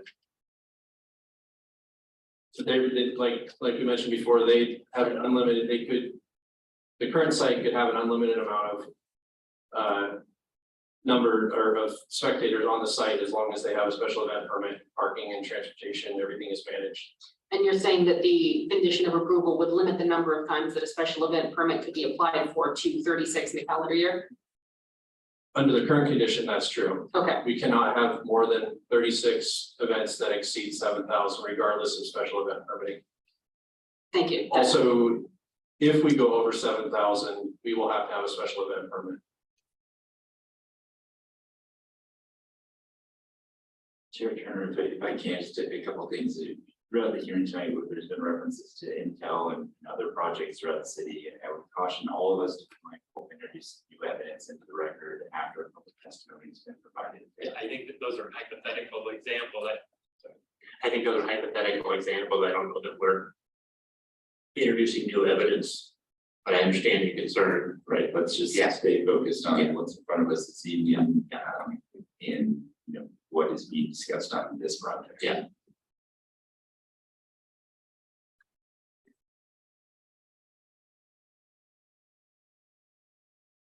We received a lot of new written testimony that tonight that I haven't gotten a chance to look at. So I think I would propose that we, at least for deliberation purposes, continue this. So we have the chance to review that and discuss it in our analysis. I have no idea what it says. So a couple of things to be mindful of. We've already received a written request from Mr. Knudsen to keep the record open.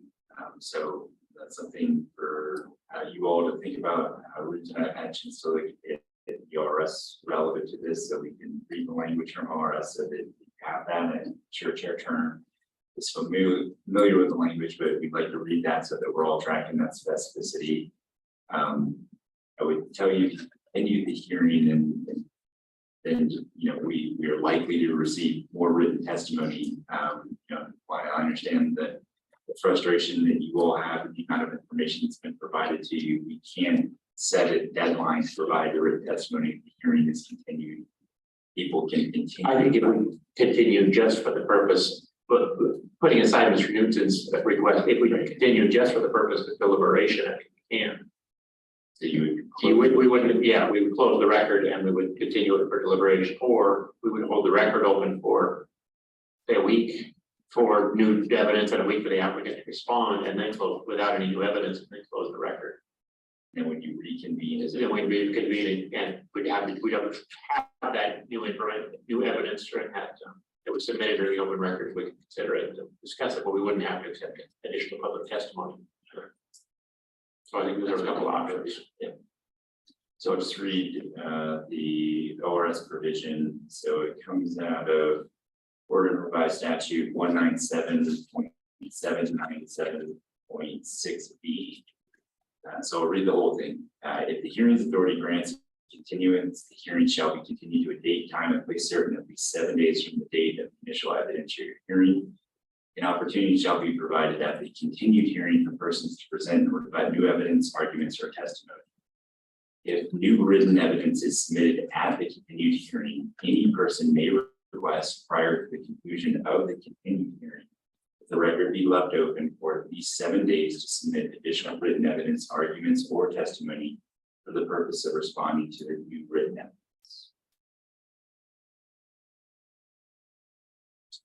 So we have gotten new evidence tonight. Right. So I think we have to, in that case, we have to hold the record open based on the, but we can't hold it open for a week and a week.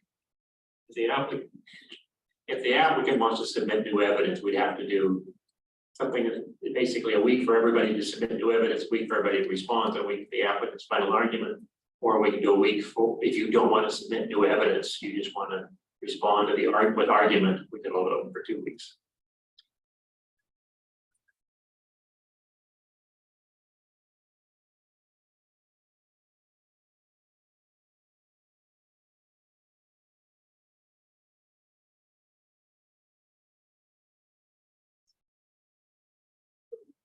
I'm worth the record. At the moment, I can't think of new evidence that we want to submit, but we would, if there's new testimony, we would like the opportunity to respond to it. Which may include new evidence, I assume, is what you're saying. Okay, correct. So then we could do is hold it open for a week for everyone to submit new evidence, the testimony. A week for everyone to submit respond to whatever was submitted during that first week. The second week would be limited to responses to the first week's submittals. Third week would be the applicant's final argument without any new evidence. Is that for the applicant? Yes. Then I would move that we do that, hold it open for 3 weeks that we just talked about, and then reconvene for discussion and a vote on the application. Deliberation, that's the word I'm looking for. So if we can just talk about some specifics there, so it's almost 10:15 this evening, so if we start the 7 to 8 o'clock tomorrow. Then that would set the deadline for everyone to submit new evidence by August 24th. And then the responses to that new evidence by August 31st. Then the applicant's final argument by September the 7th. My concern is I leave on vacation in September and try to find the calendar. Aaron Lewin briefly stating, I'm not certain anymore as to the direct relevance, but stating mid-September, it's worth noting that one of the tournament directors regarding the field loss needs a decision by mid-September. So I would be motivated to try to seek that a resolution before then, regardless. I leave for 3 weeks on the 13th of December and then September, and I don't think I know I can get the decision out. Well, our next regularly scheduled ZHB meeting is September the 6th. So that would not afford all parties the opportunity, I mean, unless we started 7 to 8 o'clock right now and said that the deadline for the additional evidence and testimony is August 23rd, and responses by August 30th, and then the applicant's final arguments the day of the hearing, which isn't going to give you much time if they provided the day of the hearing, which they may need to respond. So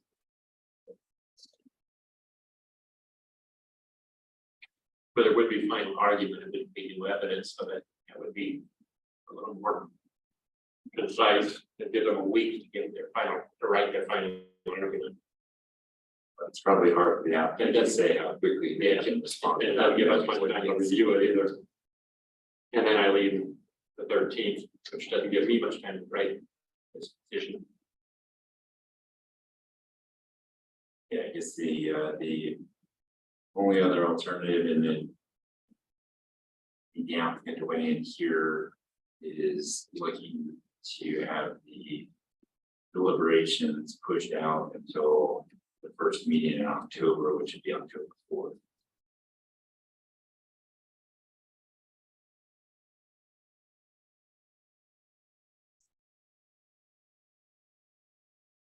That October 4th will.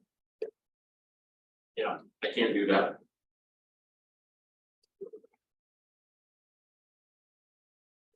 Same 777. Can we do it? October 4th, I've got a hearing, I got to leave for a conference on the 4th. And we do. Instead of the usual regular day, can we schedule it on a different day? When are you back from vacation? I return on the 2nd. Yeah, and then I leave again for a couple of days, conference on the 4th. I mean, I wouldn't want to necessarily add a new person to the discussion with the hearings officer, but really that limits us to the evening of the 2nd or the evening of the 3rd, and the 3rd is a city council meeting. So I don't know that would be in the best interest of the public to have a special meeting the same evening as the city council meeting. So then we're looking at October 2nd, which is a Monday. That's when I fly in, I'm not sure when I arrive.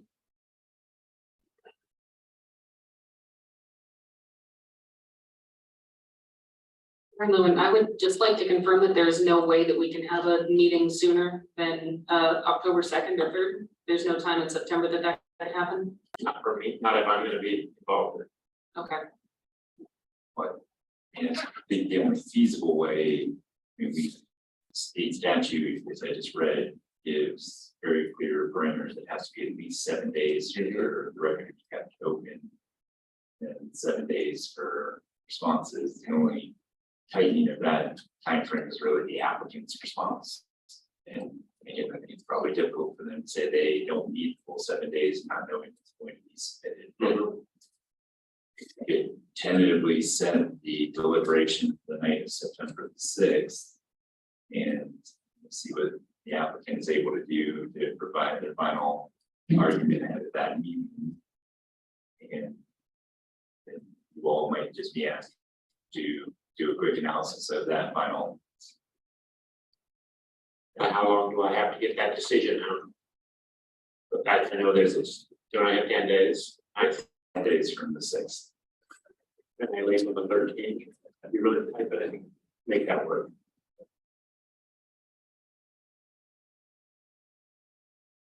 Tom works with the record that it works for us. So can you give me those dates again? Sure. So we will start the 7-day clock for new evidence today, August 16th. The deadline for all parties to submit new evidence will be Wednesday, August 23rd. And anybody that has submitted evidence will be provided all evidence, and then they will have 7 days to respond to that by Wednesday, August 30th.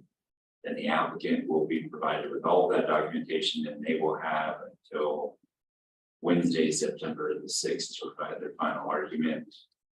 Staff will package that final argument up as quickly as we possibly can ahead of the 6:30 hearing. I would move that we adopt that schedule August 30th for 23rd for new evidence, August 30th for response, and August 6th for the final argument and reconvene at 6:30 on the 6th for deliberations. And so on the evening of September the 6th, there will be no public testimony, correct? No additional evidence to be provided. It will solely be the board's deliberation. You will still be able to ask staff questions if you need to, but it will be solely your deliberation. Correct. I would second that motion. I agree. Okay. With that, we'll close the hearing. We will continue, we will continue solely for deliberations. We will hold the record open until 5 o'clock on August 23rd, next Wednesday, for anybody to submit new testimony and evidence. We'll hold it open again for until August 30th at 5 p.m. for anybody to respond to whatever was submitted during the first week. And the second week is limited to responses only, and it may include new evidence. The August 6th deadline, which is September 6th, is limited to the applicant's final argument without any new evidence. And we will reconvene at 6:30 on August 6th, 6:30 p.m. on August 6th to deliberate without any new testimony. So that's what we'll do. That concludes our hearing. Thank you. Thank you.